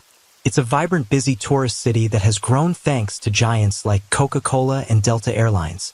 On November 6, 2021, at around 9 p.m., a man called emergency services to report that exhaustive screams and several gunshots were heard coming from a neighbor's house. Police officers rushed to the scene and entered the home. They found a man and a woman dead on the floor. After examining the scene of the tragedy, the police began their investigation. The murdered spouses were Ronell and Kiana Burns, but who would want to kill a married couple and why? The family lived in a large home that was located in the most ethnically diverse county in Gwinnett County. The house itself did not appear to have been burglarized, as all belongings were still in their places. But the clue to this double crime came to light very quickly. Let's rewind with you the history of the Burns family, like a movie backwards, and see the true cause of the tragedy that occurred. Kiana was born on September 15, 1977, in St. Louis, Missouri. She graduated from Riverview Gardens High School, later at St. Louis Community College in Florissant Valley, where she majored in cosmetology and soon began building her own business career. Kiana opened her own beauty salon, which was popular. The girl was very hardworking, as she always dreamed of a luxurious and rich life. She invested a lot of time in the business and it paid off. Over the next 20 years, with her persistence and hard work, Kiana turned it into one of the largest beauty salons throughout the St. Louis area. However, the personal life of a young, bright woman did not always go smoothly. Strong, wealthy, and ambitious Kiana was very difficult to find a worthy couple. In her 44 years, she had 3 children from previous relationships, whom Kiana loved with all her soul. Her family described her as a great and loving mother. She knew how to support women, was a good friend, and a successful businesswoman. Kiana had it all when she met her future husband, Ronell Burns. Ronell Burns was born on May 14, 1975, in St. Louis, Missouri. Ronell graduated from the High School of Fashion in 1994. He played on the basketball team and played for a state championship. He was very driven, ambitious, especially loved the competitive spirit and always strived for greatness. When he met Kiana, He had 2 children of his own from a previous relationship. So fate brought 2 successful and ambitious people together, and they created a new, strong, and happy family. On September 13, 2012, they officially became husband and wife and celebrated a gorgeous wedding in the presence of numerous relatives and friends. However, soon after the wedding for Kiana began to open new sides of her chosen one. It turned out that at an early age, Ronell dedicated his life to Jesus Christ and wanted to start doing the work of the Lord.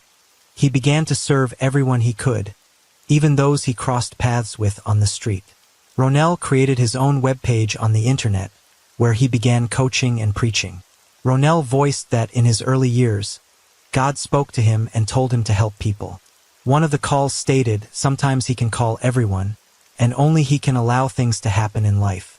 Ronell continued his ministry. His video messages were very popular on the internet. In addition to his impressive lines as a church coach, Ronell was a financial counselor and insurance agent.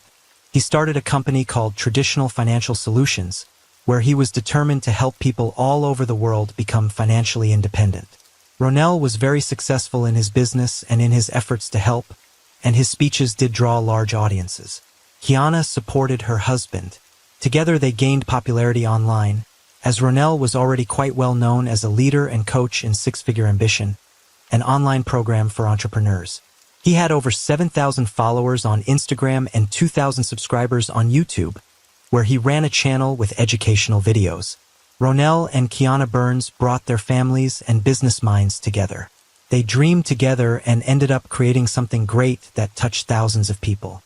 Kiana was known as a speaker at business events, where she shared lessons and inspiration on how to succeed. She also had 14,000 followers on Instagram, where she shared thoughts on her family life and inspirational quotes. In one of the popular video messages, the beautiful couple dressed exclusively in branded items appeared before their audience. They talked about entrepreneurship and how it has benefited their lives and the lives of thousands of subscribers.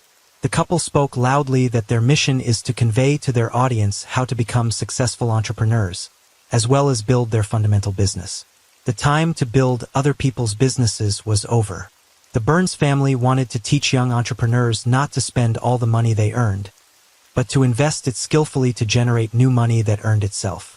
The speech ended with the message that the Burnses believe in everyone who believes in them. And the belief is that you don't have to be great to start, you have to start to become great. They have never hidden their luxurious life, instead flaunting it in front of their audience, attracting new students and subscribers. However, in the Burns family, only Kiana has traveled the path that Ronell has repeatedly described. She has worked hard to build and operate an entire network of salons on her own. At the time of their coaching, Kiana owned several salons and was also a successful insurance agent.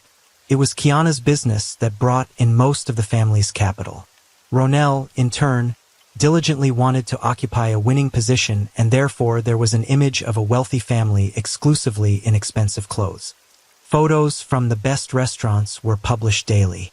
But rich and successful people go ahead, not wasting time on words, and poor people continued to believe the speeches of the Burns family. By tempting stories of how to earn big money without labor, using only the words of his mentor Ronell, he received a lot of interest from the outside, because every poor person dreams of becoming rich. So Ronell Burns founded a company with six-figure ambitions. It gave them the opportunity to continue to add to their capital and create their own legacy, which he talked about in every interview. The Burnses created a tight-knit family, and for a long time, their entire entourage thought so, until Ronell suggested that Kiana move from her beloved and native St. Louis to Atlanta. By that time, they already had 3 children together, Rhea, Makey, and Ray Haley. Parents to their children, and well-known in their careers, Ronell and Kiana Burns were inspirational figures that people looked up to. The move to Atlanta was a forced move. They had plans to expand their business. Having owned his wife's business, Ronell dreamed of expanding it. 3 beauty salons in St. Louis was no longer enough for him.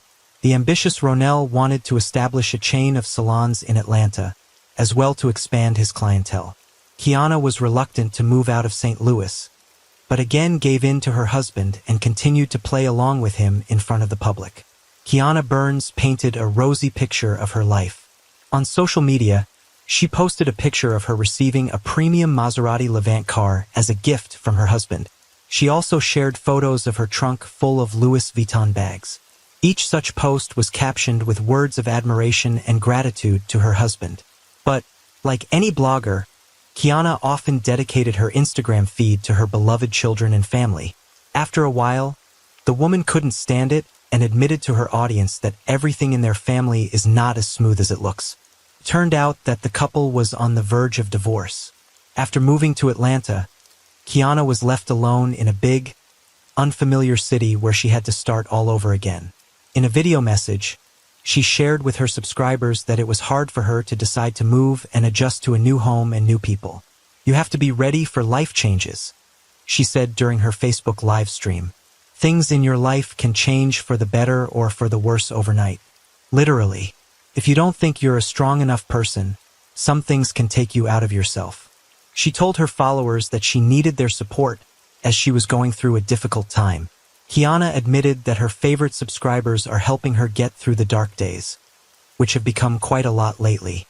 From the outside, no one knew that they were so close to divorcing each other. This confession disturbed the subscribers, and Ranel had to speak out live on air too.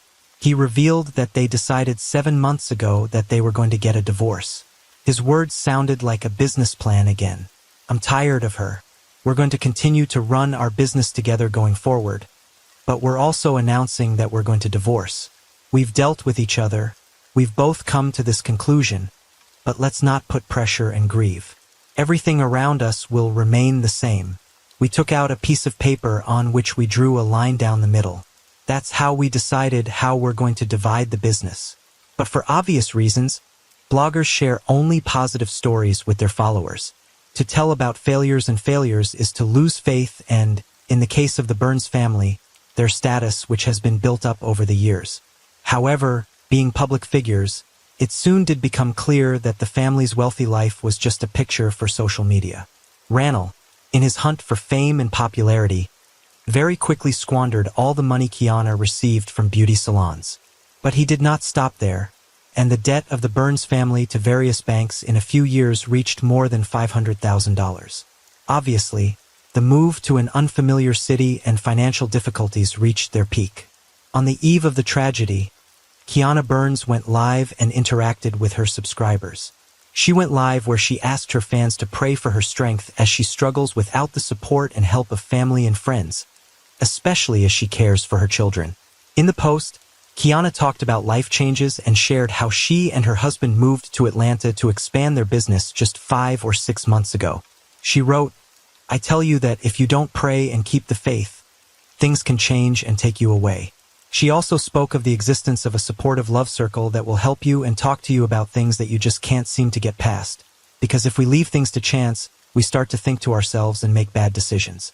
At the end of her speech, she added that any change in life is not always smooth sailing. Learning about new environments and new people, especially without the support of immediate family and friends, is sometimes very difficult. The woman also admitted that she is working with her mental health and worries that she is not strong enough to take on the challenges of fate. But was the move the main reason for the imbalance in the family? In that speech, Kiana was silent that the real cause of the rift was Ronel's numerous cheating and promiscuous life, which always remained behind the scenes of their happy life on Instagram. However, on the same night, she posted a video again, where she was dancing merrily at home with one of her daughters. A few hours later, the unthinkable happened. Kiana and Ronel had a long argument. She then grabbed a gun and shot him, then herself. Authorities were first called to the Burns home. By the time police arrived, neighbors had gathered outside and said they heard gunshots coming from inside. Preliminary stages of the investigation determined that Ronel Burns had shot himself. But soon discovering Kiana's bloody body in the next room with a gun in her hands, it became apparent that the decision had come from a woman.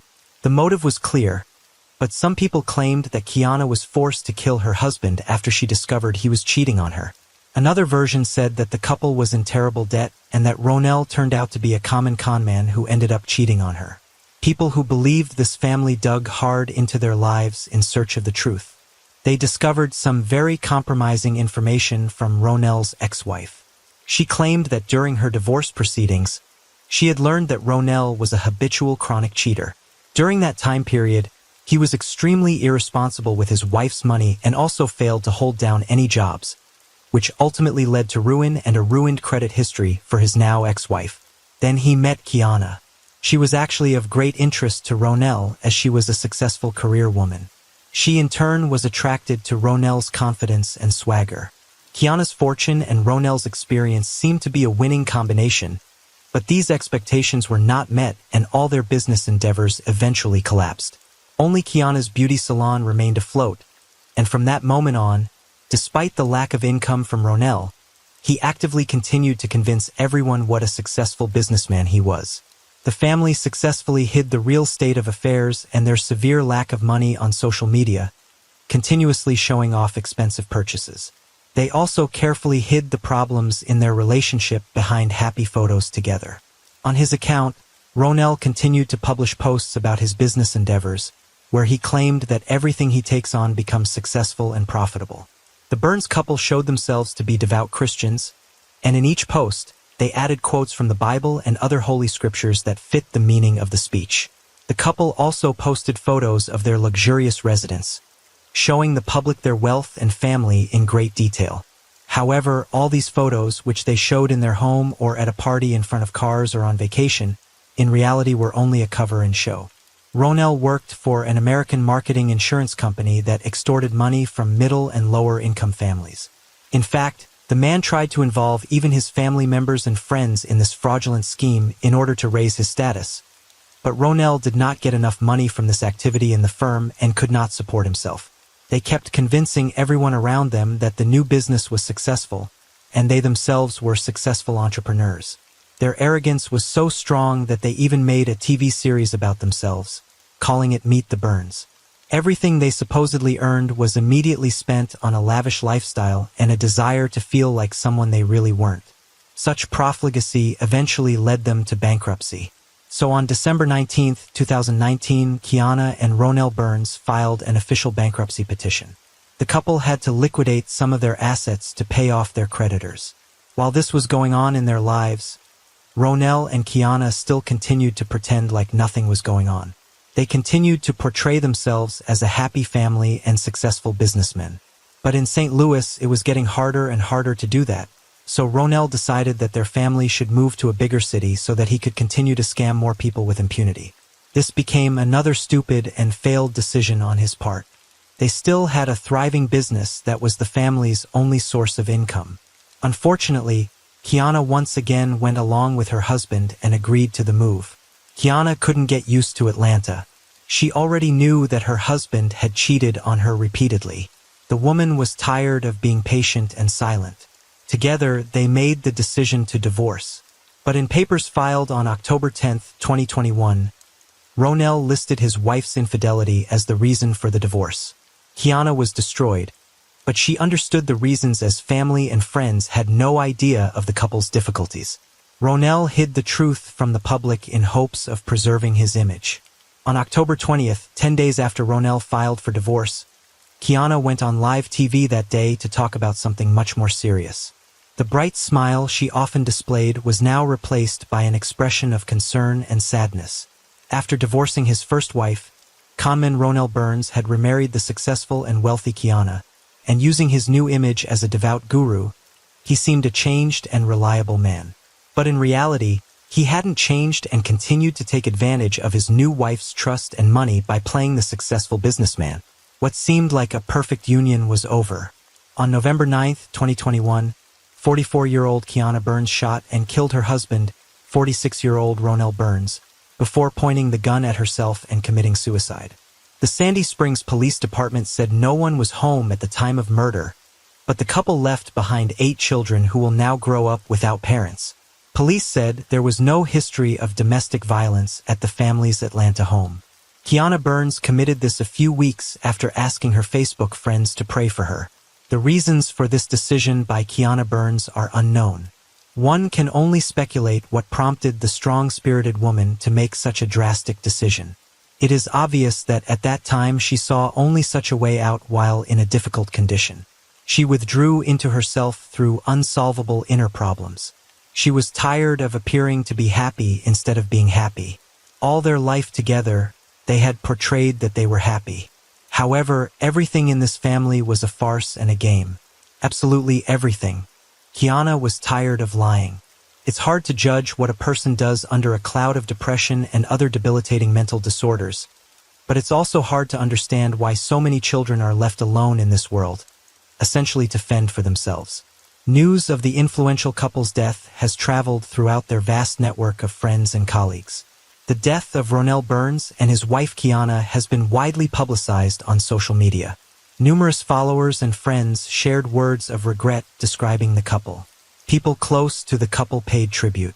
One post written by a family friend shows that even people very close to the couple didn't know the real truth about the family until the end. Ronell Burns was someone who felt the need to flaunt his success and luxury, and these are usually the most insecure people. He got so caught up in his own self-belief that he mistook his sense of self-worth for a sense of self-importance. Imitating a stormy activity, he was able to ruin the life of more than one diligent and successful woman. Such people have no pride and no sense of dignity. He's just an ordinary con man who dragged his wives to the bottom. But where does a man like him get his pride? He deceived women, making them believe in beautiful fairy tales of happiness and success that awaits them only with him.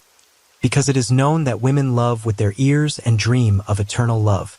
And subscribers, will you say? Who tells subscribers the whole truth? They are strangers for whom they always create a beautiful picture.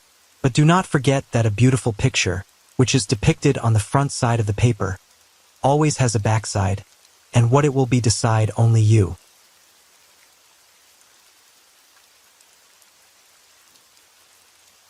Story 5. Think of a scene from any movie in which the protagonist is running away from pursuit, but in the last seconds, when he is already safe, the villain's foot stops the closing door and the protagonist turns into a vulnerable victim. A young woman's morning began like this scene. She found herself trapped. We all know that in a state, law must always prevail. Not religion, not tradition, but the defense of human rights and freedom.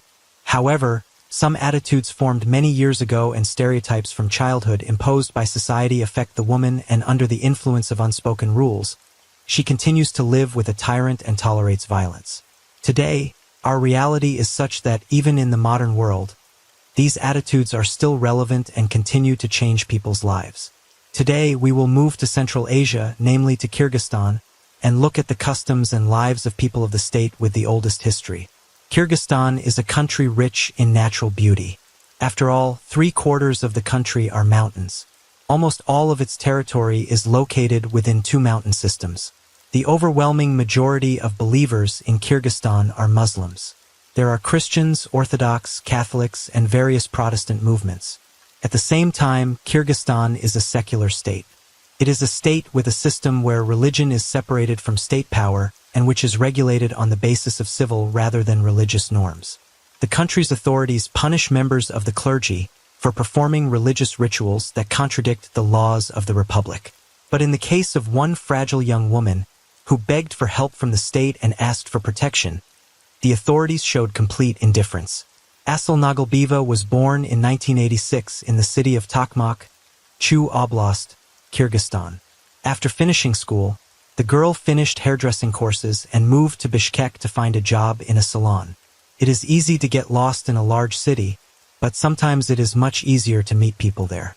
One day, Azamat Estebazov came to the hairdresser's shop where Asal worked to get a new haircut. He liked the pretty slender girl very much, and he invited her for a cup of fragrant coffee. The meeting became fateful for both of them. After all, Azamat also liked Asal very much. He seemed to be a simple, attentive man who was brought up in a prosperous family and was very hard-working. Asal's family approved of her daughter's choice because Azamat was very religious and honored Muslim traditions. Asal's parents did not see the disadvantages of the groom, and with a calm heart blessed the marriage.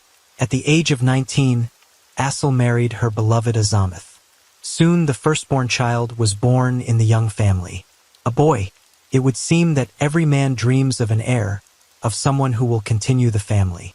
But in our story, the joy of fatherhood as if a genie from a jug caused the lowly and cruel demons of Azamoth. So, on an ordinary evening, a simple family story turned into a real drama, which provoked a whole series of sad events. Assel and Azamoth were bathing their son. The inexperienced father accidentally poured too much water on the child. He shook with fright and cried a lot. Assel reacted rudely and shouted at her husband. Azamoth did not hesitate to hit her in the face in response. That same evening, Assel and the child went to her mother's house. Azamoth repented and asked for forgiveness. He begged and said that this would never happen again. It is worth noting that the Kyrgyz mentality is very different from other mentalities. From childhood, girls are taught patience. A husband should be alone for the rest of his life because divorce is not welcomed, although it is not forbidden, and the Muslim religion plays an important role in creating and preserving a family by any means. Knowing the traditions and customs of the Turkic family, Assel, who herself grew up without a father, did not want her son to repeat her fate. The girl believed that Azamoth raised his hand for the first and last time, and they would be able to continue living happily. Assel came back, but she was mistaken.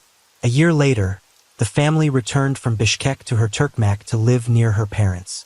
The return was joyful because Assel was expecting her second child. Assel was walking with her son on the playground near her home and met several classmates. They said hello and had a nice conversation. However, returning home from the walk, Assel again received a strong blow to the face. The blow was so strong that she fell and slipped on the linoleum. Unfortunately, this blow and fall triggered a miscarriage. After moving to Turkmak, Azamoth became Assel's shadow. He stealthily followed her on the street. He was constantly looking for a reason for new conflicts. The man got a taste for it and could no longer refrain from beating her. Only his outer shell remained of the kind and attentive Azamoth, although Assel had changed because his gaze was filled with anger and hatred. Assel has resigned herself to living under total control for the sake of her children. After all, she had another son again. The beatings did not stop for years. Assel's mother, knowing about her daughter's family drama, could not stand it and took her to her home. But the man did not stop. He came again and again for his family and begged for forgiveness, promising that this would not happen again. Tradition intervened again because in Kyrgyzstan, a son must grow up with his father. Such are the rules. Assel ended up going back 5 times. Life became a nightmare for Assel and she was tired of enduring it. After each day of painful beatings, she went to the police in the hope of getting help. But there is no criminal sentence for domestic violence in Kyrgyzstan. The maximum that was applied to Azamoth was 3 days in the isolation center. Then he came back again and this nightmare continued over and over again for 6 years. Azamoth did not even want to hear about divorce. He threatened that if his wife filed for divorce, he would find her, the children and her family and kill them all. During the period of the worst beatings, Assel's family took her to Italy. In Italy, Assel had big plans. She settled in with her brother who helped her find a job. She worked 3 jobs, a nurse, a cleaner, and she walked dogs. The woman worked without weekends to save money for an apartment, to become financially independent, and to leave her tyrant husband. After 3.5 years, she had already saved enough money to buy an apartment and open a mini business. During the years in Italy, Assel saw a lot of new things. She communicated with interesting people and gradually her moral state recovered. But her maternal heart ached for her children. After all, she had to leave them for long 3 years for the sake that they had a bright future ahead of them. The woman knew that the father never beat the children and did not show aggression towards them, so she was calm about it. But when she returned from Italy, a bleak picture awaited her. The children were living in terrible conditions. In one small room they slept, ate, played, and even went to the bathroom. The children did not go to school or for walks. They didn't eat well. And again, tradition. Azamoth raised real Turkic men and created truly harsh conditions for their existence. Instead of school, they attended a madrasa, a Muslim religious and educational institution, where they learn religion and how to read the Quran. Assel took the children. Azamoth did not mind. It would seem that she was saved from the cruel captivity. But Azamoth began to pursue his Assel again. He called and offered to meet her. Assel was categorical and made it clear that in case of harassment, she would file a police report. But this did not stop him. In the evening, Assel went to the store to get some dishwashing detergent. The store was very close by. On her way, she met Azamat, who was following her again. He grabbed her and threatened her with a knife and took her to a dark, remote place. There, right on the street, he brutally beat Assel and took advantage of her. The strange sounds were noticed by passers-by who called the police. On September 1, 2022, Assel wrote a statement to the police on her ex-husband about rape.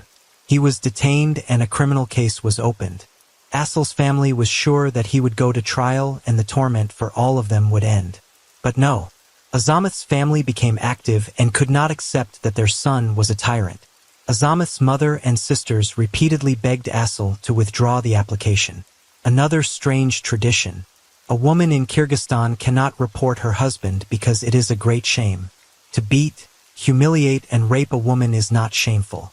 Azamat's relatives discouraged Assel as much as they could. By deception, they succeeded. Assel took back the application, in exchange for Azamat's application for relinquishment of parental rights. But he is still officially their father. The Sokoluk District Court dismissed the case because of the victim's counter-application and reconciliation of the parties. After being released, Azamat started a new wave of harassment and threats. He wrote daily threatening messages to Assel, changed phone numbers to relentlessly continue his pressure. He openly said in voice messages that if he caught Assel, he would kill her. He waited for her in the driveway. He waited for her at work. He followed her everywhere. For 3 months, Assel's relatives took turns living with her and her children, protecting her from Azamat's attacks. But this did not save the woman from the second violence. On January 31, 2023, the woman went to the police again and reported that her ex-husband had again taken advantage of her by using force.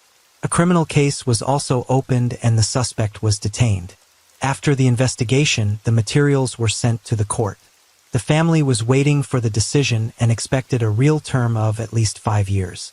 On the day when the trial was to take place, the judge and 2 prosecutors invited Assel to a separate office. Azamat was there. In front of her eyes, they took off his handcuffs, informing him that they applied 3 years of probation instead of 5 years of imprisonment. In fact, he remained free. The court considered such a decision appropriate because Azamat has an elderly mother with a disability and 2 children from his marriage to the victim. Let me clarify that probation is a set of measures applied to convicted persons. The purpose of probation is to correct behavior and prevent the commission of new crimes. Assel was crying. She felt herself driven into the darkest corner from which there was no escape. Despair and fear once again confidently settled in the woman's life. But Assel did not wait for new attacks. She no longer believed anyone and did not listen to Azamat's relatives. Assel took down all the beatings. She hired a lawyer and filed an appeal with the Chu Regional Court. The lawyers provided the court with all the threats in the messages, all the voice messages. And this time, the case went to court. But a series of different events constantly postponed the hearing, bringing closer the worst day of Assel. First, the lawyer fell ill and the trial was postponed for a month. The second and third hearings were also postponed for inexplicable reasons. At the 4th hearing, Assel begged not to postpone the hearing any longer because she was afraid not of beatings but of death. Azamat continued to walk around freely and make attempts on Assel's life.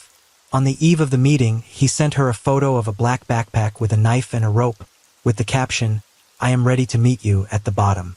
But due to Azamat's refusal of the state lawyer and the involvement of a private lawyer in the case was again postponed indefinitely. With such indifference of justice and law enforcement agencies, Assel simply had no chance to save herself. September 20th, 2023 began as usual. At 6:30 a.m., Assel woke up her children. They had breakfast together, and the caring mother accompanied her eldest son to school, wishing him a good day.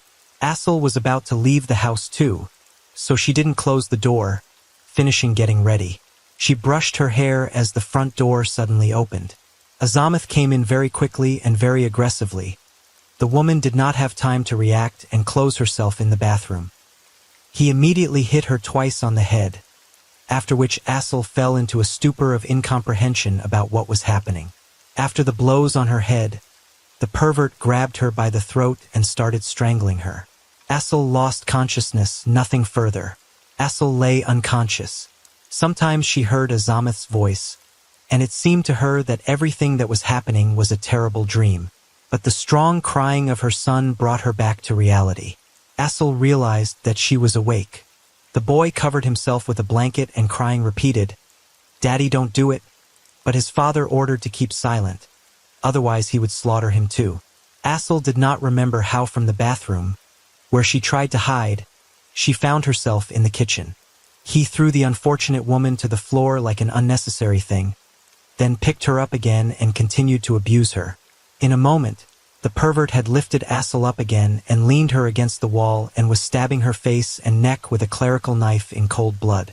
The next time Assel regained consciousness, she looked around and saw that everything was covered in blood, but she didn't realize what was happening. She had lost a lot of blood, and her throat was dry. She kept asking for a drink. Her once beloved husband brought her a bucket of rags, and in it was water mixed with blood. The giver had gotten so into the taste of blood that he started picking out a knife. He went through all the kitchen knives and tried them on, choosing the one that would reach Assel's heart. But suddenly the door opened, and police officers entered the house. It turned out that a neighbor from downstairs heard the screams, and knowing about the difficult situation of Assel and her ex-husband called the police, which saved her life by stopping the horrible torture. Azamat Estebazov resisted and attacked the officers with a knife. In such turmoil, no one realized what had happened. The whole apartment was drenched in blood. Azamat started cutting Assel in the bathroom, then dragged her to the kitchen through the hallway. He cut off his ex-wife's nose and ears and inflicted multiple wounds on her face and neck. He cut her throat, slashed her face, and beat her very badly. The district police officers arrived and called an ambulance. After assessing Assel's appearance, they began to look for the cut organs in a hurry, but they were nowhere to be found. Would you be surprised to know where they found the woman's ears and nose? In the monster's pocket. In pursuit of lost time, the police officers took Assel by their car to the 4th City Hospital in Bishkek. But there they did not provide her with first aid, explaining that according to her propiska, she did not belong to their hospital. Not only the doctors did not provide the victim with first aid, but they did not even stop the bleeding. Only in the 2nd hospital, she received first aid and stopped bleeding. She was then sent to the National Hospital, where she was operated on for 9 hours. 6 doctors worked meticulously to restore Assel's face. The found amputated organs were carefully delivered by the district police officers. The doctors meticulously collected everything, as the earlobes and nerve nodes were completely severed. Azamat did it with a special knife. It was very delicate work. The nose was also completely cut off. In the hospital, Assel did not regain consciousness for a long time. She miraculously survived. Psychologists warned that recovery would be long, and it would be very dangerous. The young, beautiful woman was disfigured. A criminal case under the article causing grave harm to health of the Criminal Code of the Kyrgyz Republic was initiated on the fact of the attack. The police detained the suspect in the commission of the crime. He was sent to a pretrial detention center. On September 27, 2023, the sentence against Azamat Estebazov was changed to 8 years of imprisonment. By presidential decree, 9 judges were dismissed from their posts. Among them is the judge of Sokolok District Court of Chu Region, Kielbek, Takhto Mamatov, who released the man under probation supervision. The decree of the head of state says that Takhto Mamatov was dismissed in connection with the violation of the requirements of impeccable behavior of a judge. In addition to him, Sadr Japarov, by decree of November 1st, at the suggestion of the Council of Judges, prematurely terminated the powers of a number of judges who in one way or another violated the requirements of impeccability. 6 investigators were involved in further investigation of the incident. They brought up all the previous cases of Azamat Estebazov and studied them again. They took into account all the facts they found, and on them in the new indictment case, there were already 11 articles. At the end of December 2023, All investigative activities were completed, and on January 9, 2024, the first court hearings began. Azamat Estebazov did not admit guilt on any of the 11 episodes charged against him. He avoided answering the judge's questions in every possible way, and in some cases stated that he was possessed by a demon, so he could not speak. He behaved aggressively towards the witnesses, because of which the trial was postponed. On January 26, 2024, the final closed court session was held. Judge Telekal Katerkalova, taking into account all the details of such a complex case, sentenced Azamat Estebazov to 20 years of imprisonment without the right to apply probation. He must also pay 2 million sums to his ex-wife, and a fine of 80,000 sums to the state. The judge decided to count 1 day spent in pretrial detention center for 2. In spring, the defendant filed an appeal, but the sentence of 20 years imprisonment remained unchanged. Asal Nogoyabeva noted that she would go further and demand that the former spouse be sentenced to life imprisonment, and all those involved in encouraging his actions be publicly removed from office and punished. Let this be an example to everyone. I want no woman in Kyrgyzstan to endure the pain that I and my family are carrying. Thank you all who do not stand by. The victim concluded. Asal Nogoyabeva's family and activists asked that her ex-husband be given a life sentence. After all, despite the imprisonment, Azamat continued to text threats to Asal, with a warning that he would still go out and find her.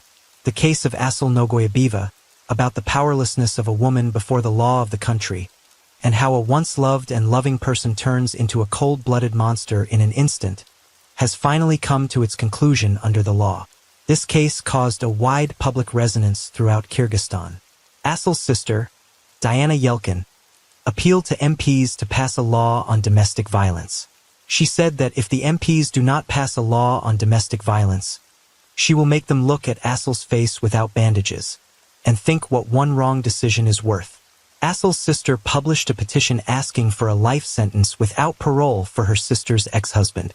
She recalled that her sister divorced her husband 5 years ago because of beatings and inadequate behavior of her spouse, but he did not leave her alone even after the divorce, stalking, beating, and abusing her. Azamat Estebazov is a dangerous person for society. People like him should not live free. They are obsessive and manic people. People like him should be behind bars. We ask for a life sentence for this monster. He has already killed Asil morally. He mutilated her face in front of her young son. People like him should be sentenced for life without the right to parole. She appeals in the petition. It doesn't matter what country it happened in. Family violence often takes monstrous forms. The topic of domestic violence should unite all women of the world. And we should not forget that religion is not an indicator that a person is adequate. Now Asal has a new life. Her new identity brings her great suffering. Despite the fact that Asal's wounds are gradually healing, full recovery of hearing and breathing functions will be long. In her interview, Asal told how she saw her face for the first time after the tragedy. There were no mirrors in my room, since I was not allowed to look at myself. It was a day off. My doctors were not there along with the doctor on duty, so I went to the first floor for dressing. I had my bandages removed and there was a metal operating lamp. The doctor on duty had not put it away. I saw myself in the reflection. I'm afraid of myself. I can't look at myself in the mirror. I could already see my ears. From the shock, I lost consciousness. 2 weeks later, Asal saw her face completely. Her brother gave her a dressing at home. All the mirrors in the house were removed in advance, except for one mirror in the bathroom, because it could not be removed. When her brother left for 3 seconds, Asal quickly stood up and decided to look at herself. After seeing her reflection, she fainted. She had a very strong hysteria. Azil said that no one should ever see such ugliness. But the restoration of Asal's face is still ahead of her. Before the plastic surgery, she will have several operations to reconstruct her face, restore the frame of her ears and nose. These are surgeries that require long preparation, skin augmentation, and a long recovery period of at least a year. Also, Asal has lost her hearing by 20%, which will definitely be corrected as well. The difficulty is that these operations are not performed in Kyrgyzstan. Such complex operations are carried out in Turkey or in other countries, and this requires very large funds. Mikhail Schurer, a plastic surgeon from Turkey, offered to perform the surgery free of charge, that is to cover all the costs. At first, Kyrgyz doctors told him that Asıl had only the tip of her nose, but when Schurer saw the woman's face without bandages, he was extremely shocked. It turned out that plastic surgery alone would not do the trick in this case. First, a whole series of operations to restore organs was needed. The surgery to restore the ears and nose of Asıl Nogoyeva, who was mutilated by her ex-husband, will cost at least $45,000. Asıl's sister, Diana Yelkin, who is actively engaged in disseminating information and raising funds for the operation, noted that all complex operations will be carried out in Turkey. Unfortunately, we have not raised even half of the needed $45,000. In addition, there are other expenses for accommodation, psychologist, rehabilitation, interpreter, medicines, and so on, Diana Yelkin said. I have more pictures of her without bandages. They are very scary. They are not for the faint of heart. I have been unable to come to my senses since yesterday, and I can't accept this face because there is nothing left of her ears and nose. Thank you to the doctors. They did everything they could. The main thing is that sepsis and gangrene did not go, said the sister of the victim. Diana Yelkin notes that if they cannot raise the necessary amount of money in the near future, she will publish her sister's face without bandages. Let the whole world see the true face of lawlessness, the true face of a victim of violence. Let every judge, policeman, deputy hang a picture of the mutilated Asıl and look at her photo before making the necessary decisions. Laws. If a year ago the judge had not given probation to this monster, all this would not have happened. The family and Asıl were hoping for the law, for independent judges. Now we are making a challenge to everyone, a challenge to the judiciary of Kyrgyzstan. Diana regularly organized events to draw the attention of the public to the problem of domestic violence against women. So far, fundraising has been held to help restore Asıl Nogoyeva's health. Asıl's support, despite the terrible ordeal she endured, is an example of courage and determination in the fight against violence.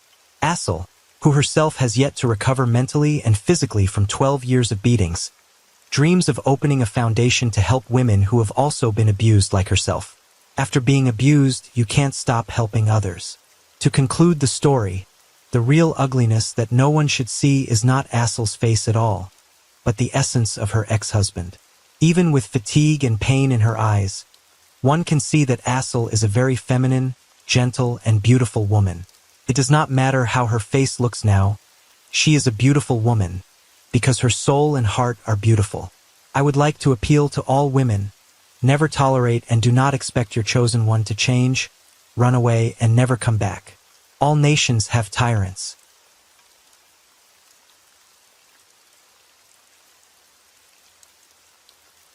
Story 6. Financial hardships can befall anyone. Some resolve their difficulties swiftly, while others may struggle for years. However, how one chooses to overcome these challenges is crucial. While some work diligently, earning money through honest labor, others resort to crime for quick gains. There's also a third group willing to partake in the creation of controversial, yet in-demand adult content, naturally for a substantial reward. Engaging in this line of work isn't illegal, but actors, often actresses in this genre, face severe societal judgment and criticism. Nonetheless, the allure of rapid wealth and the pursuit of dubious fame can override moral principles. Moreover, many now operate remotely, setting up studios at home and conducting live broadcasts. Yet, one must not overlook the potential severe emotional harm to the actresses, leading to real tragedies. The case of Carol Maltese, a young mother and actress in adult films, is a stark example of what striving for fame and money in this industry can lead to. She didn't view her work as immoral. She was merely striving for financial independence, planning to retire once she had enough to support herself and her young son. However, she was never able to leave the industry, and tragically, her body, once admired by thousands of fans, was eventually found dismembered on a rocky cliff beside a road. Childhood and early years of Carol Maltese. Carol Nicole Maltese was born on September 19, 1995, in a small Italian province, the only child of her parents, Fabio and Josephine. She had Italian maternal roots and Dutch paternal heritage. When she was just 4 years old, her parents decided to divorce, and she stayed with her mother. Subsequently, her father moved back to his homeland, the Netherlands, remarried, and had more children. Josephine chose to remain in Italy, raising her daughter alone as her former husband offered little support. They lived in a small community called Sesto Calenda, in the province of Varese. The mother worked multiple jobs simultaneously to provide her daughter with everything necessary, a good education, and the opportunity for a better life. Carol grew up to be a beautiful, kind, and sociable girl, with many friends and an easy rapport with others. As a schoolgirl, she actively participated in sports, particularly horseback riding, and regularly attended a dance studio. Maltese was fluent in 3 languages, loved traveling across Europe, read extensively, and could engage in conversation on almost any subject. As a teenager, she became a true beauty, with a slim, feminine figure, already having many admirers and suitors, and she loved being the center of attention. After finishing school, she entered a technical university to study industrial design, arts, and fashion, where she soon became one of the top students in her class. During her freshman year, Carol developed a romantic relationship with a young man a year her senior, who was studying at the Faculty of Architecture and Design. In the fall of 2020, when Carol was 20 years old, she discovered she was pregnant. This news was a complete surprise to both her and the child's father. They were both students and utterly unprepared for such a development. Nevertheless, Carol firmly decided to keep the baby. In 2016, the young couple had a son together, and their lives changed drastically. Both had to leave school because they lacked the funds to support themselves and their newborn. The new parents decided to move to Verona, where there were more opportunities to earn a living and provide for their family. Carol got a job as a sales consultant in a large cosmetics and perfume retail chain shortly after her son turned 1, while her boyfriend worked on various projects from home, also taking care of their son. In the middle of 2019, Carol unexpectedly fell for another man named Angelo, with whom she began a passionate affair. The couple secretly met for about 6 months, renting hotel rooms, messaging each other at night, and striving to spend every free moment together. However, just before the new year, the father of Carol's child found out about her relationship and decided to part ways with his unfaithful partner. Maltese felt this was for the best since she was planning to leave for her new boyfriend anyway. But then a problem arose. Angelo lived in his parents' house, and Carol couldn't move there with her child from a previous relationship. Therefore, they decided to rent a place together. But at that time, the coronavirus pandemic swept the world, leaving the young couple jobless and unable to afford their own apartment. Carol eventually moved into the home of her new boyfriend's parents and decided to temporarily leave her 4-year-old son with his biological father until the situation stabilized and she could bring him to live with her. Meanwhile, the situation worsened. A widespread self-isolation regime was declared. Everyone was confined to their homes, and Carol faced significant financial difficulties. During this challenging period, Angelo and his parents supported Carol as best they could. She effectively lived at their expense in their home, unable to contribute financially to her young son. Moreover, Carol's mother was diagnosed with Parkinson's disease, which was progressing, and the woman needed costly therapy. Unexpected source of income amidst the lockdown, Maltese frantically considered how to earn money from home to support her son and ill mother. She decided to try earning through social networks and her own YouTube channel, sharing about life in isolation and the challenges she faced. However, this content didn't attract much interest, but her striking appearance as a novice blogger drew attention, earning her compliments and even some inappropriate proposals in the comments. A subscriber suggested she create an account on the platform OnlyFans, noting that her striking looks would be highly appreciated there, and she could become a star and earn quickly. Carol took this advice and registered on the service under the pseudonym Charlotte Angel. She began creating revealing content, posting her intimate photos and short videos. Quickly, she amassed a significant following willing to pay for such content. Carol soon began earning well, but kept from her boyfriend and close relatives how she was making money and what she was being paid for.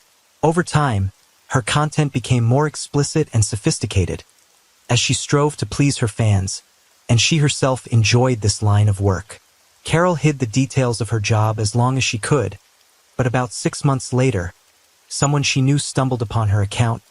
Rumors spread, and soon everyone knew how she was making a living. She wasn't too upset and even tried to justify it by claiming that her work was also a form of art that brought in a decent income and fully satisfied her.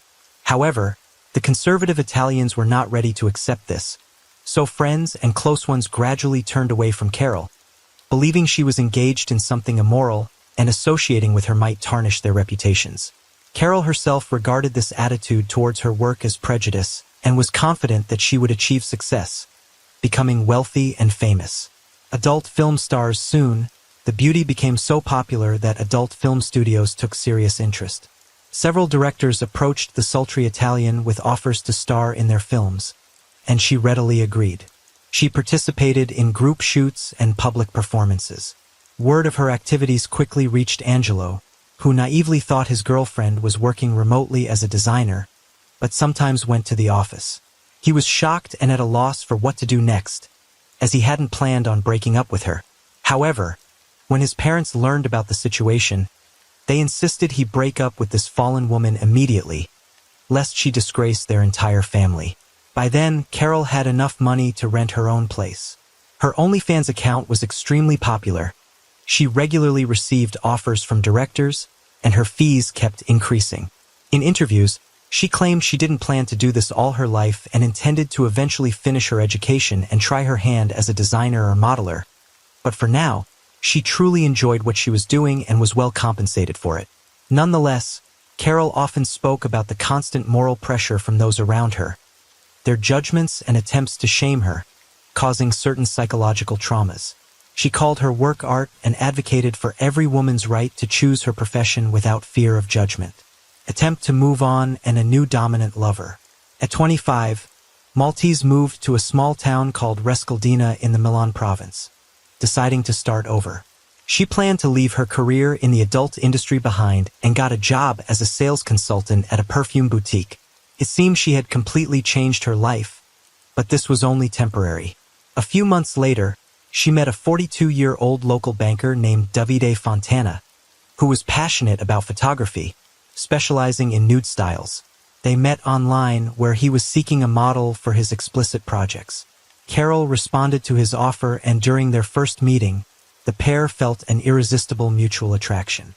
Fontana had been officially married for many years, but this did not stop him from starting a relationship with the young beauty. They began dating, organizing explicit photo sessions that invariably ended in intimacy. Soon, he learned about Carol's past activities and convinced her to return to filmmaking, noting her real talent. Davide had mixed feelings for her. He loved her, wanted to possess her, but also liked seeing his young lover in adult films. In March 2021, the banker divorced his wife and started living with Carol, realizing their most explicit and sinful fantasies. He helped her create content that was incredibly popular on OnlyFans, but he took a cut of the profits from their joint work. Carol soon became so successful and popular that foreign directors and studios began offering her lucrative contracts for shoots. Fontana was quite jealous in life, reacting sharply when others paid attention to his girlfriend on the street or tried flirting with her, but there were no restrictions or limits when it came to filming. He treated it as a regular job, which the actress was completely comfortable with. A few months later, Angelo called her, confessing he missed her greatly. He proposed they get back together, noting he was ready to accept her line of work and wouldn't interfere or restrict her. Carol was touched but admitted she already had another man. Nevertheless, they continued to communicate, but when Davide learned about this, he became enraged, threatened Angelo, and even set his car on fire.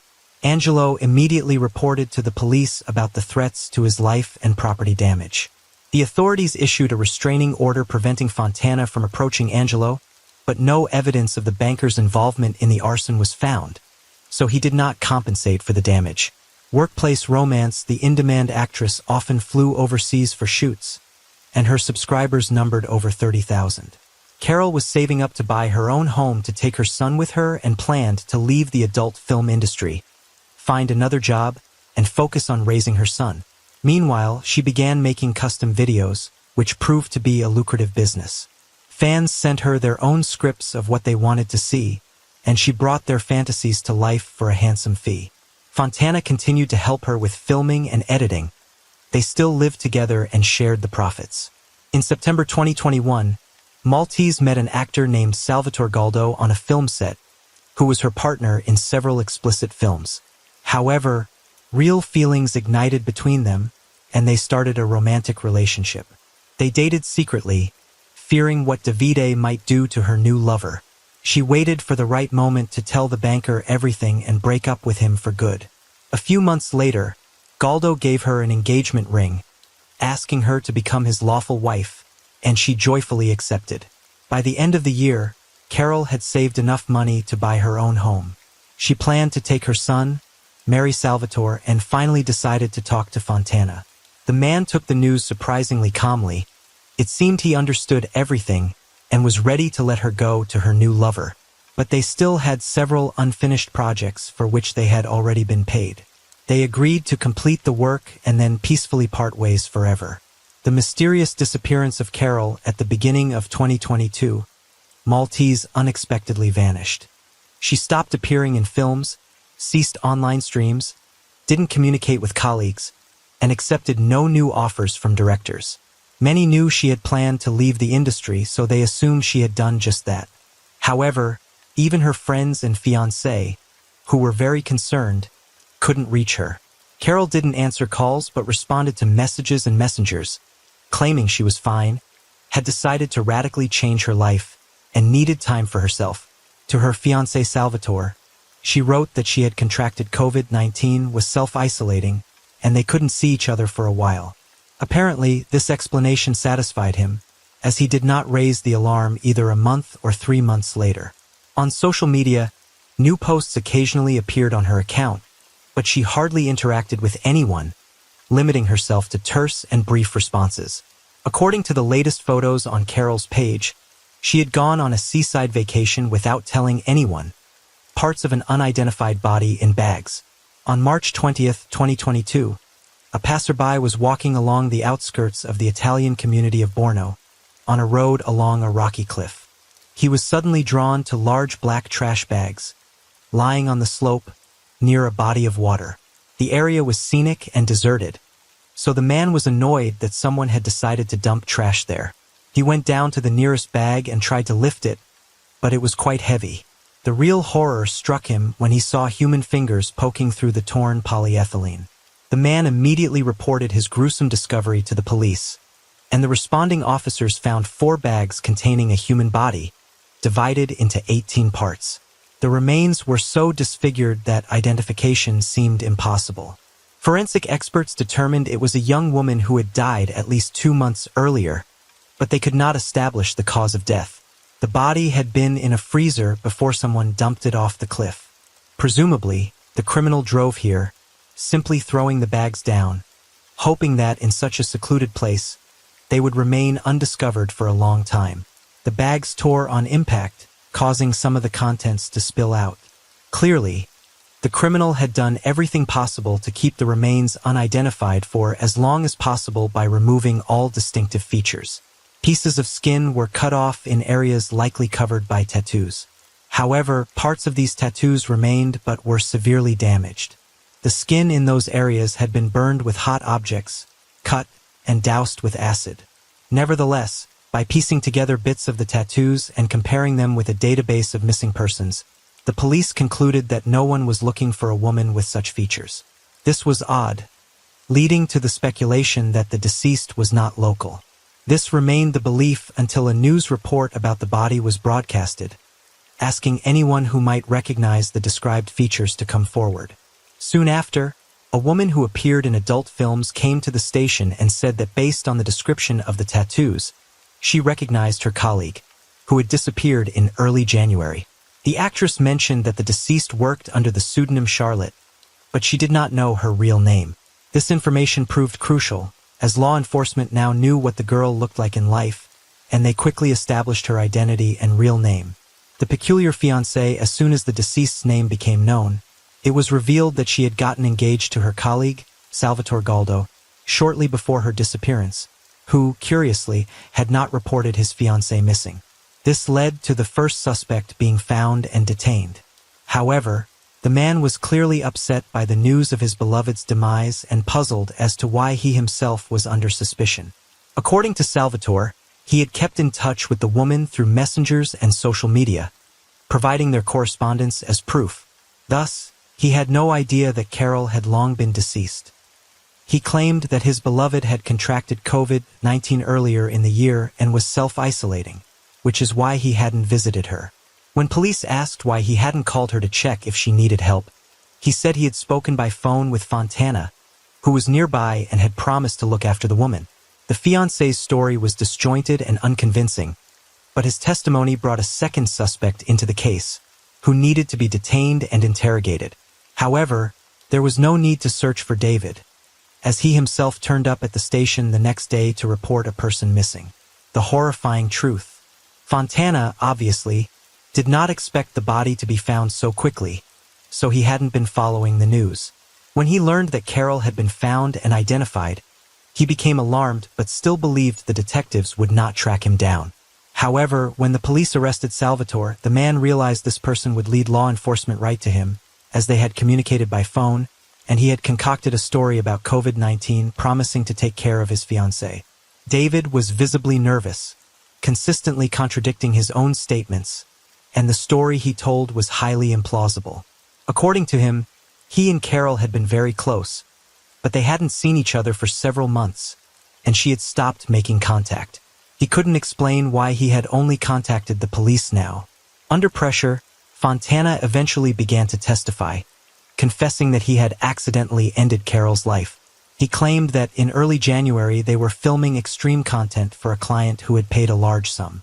The script required David to bind the woman, tape her mouth shut, put a bag over her head, and then brutally beat, torture, and torment her using various tools, including a hammer. They had agreed that he would not hit her with full force, but she would act as if she were in severe pain. However, during the process, he supposedly went too far, misjudged a hammer blow, and fractured her skull. When he removed the bag from her head, he saw she was in death throes, but instead of calling for medical help or trying to assist her, he, out of mercy, decided to end her suffering with a final hammer blow. Then, the criminal, allegedly in a panic, dismembered the body but, unsure what to do next, simply stored the remains in his freezer for over 2 months before deciding to dispose of them, reconstructing the actual events. The investigation revealed that the mysterious, perverse client was Davide himself, who had contacted the woman using a fake account. Evidently, he didn't want to let her go and devised a sophisticated plan of revenge because she had decided to leave him. Additionally, during the torture session, the man extracted the password to her phone, which supposedly was also part of the script and a client's whim. On January 11th, around 9 in the evening, Fontana ended the woman's life by fatally striking her with a hammer. The next day, he purchased a large freezer using the deceased's credit card, as well as a saw and an axe from a hardware store, which he used to dismember the body. He made every effort to disfigure the body to prevent identification. He removed the tattoos along with the skin, and what remained of them he tried to burn, shred, and literally erase. After that, Davide placed the body parts in bags and stored them in the freezer, where they remained for over 2 months. During this time, the criminal communicated with the victim's relatives and friends on her behalf, and also managed her social media, creating the illusion that Carol was alive. By the end of March, the criminal apparently thought the danger had passed, and decided to dispose of the body by dumping it off a cliff in a deserted area. He hoped that the remains would either never be found, or, by the time they would have decomposed to the point of being unidentifiable. However, Davide was mistaken, and the body was discovered just 2 days later, with authorities tracking him down within a week. Trial and verdict. The most bewildering and incomprehensible aspect of this case was that nearly 3 months after the girl's disappearance, none of her relatives or friends had reported her missing. They were all satisfied with the responses in messengers and posts on social media. Even the fiancé, who thought Carol was ill, was not alarmed by the fact that she didn't answer calls and never tried to visit her. If someone had raised the alarm, the murderer would have been tracked immediately via the signal from the victim's phone, which had been on and in Davide's possession all this time. At the trial, Fontana expressed remorse and swore that he loved Maltese and had taken her life unintentionally. He also claimed that he had planned to end his own life after her death, unable to cope with the grief. Naturally, such a statement sounded foolish, and nobody believed him, but the defense insisted that the incident was indeed an unintentional act of violence, despite the fact that the defendant himself had commissioned the recording of the brutal video. On June 12, 2023, the court found Fontana guilty of manslaughter and sentenced him to 30 years in prison. He was also ordered to pay compensation to the deceased son in the amount of €200,000, as well as €100,000 to Carol's mother and €50,000 to the father of her child. Surprisingly, the manner of assassinating was not deemed cruel, and the dismemberment of the body was not considered an aggravating factor, so the criminal could potentially be eligible for parole.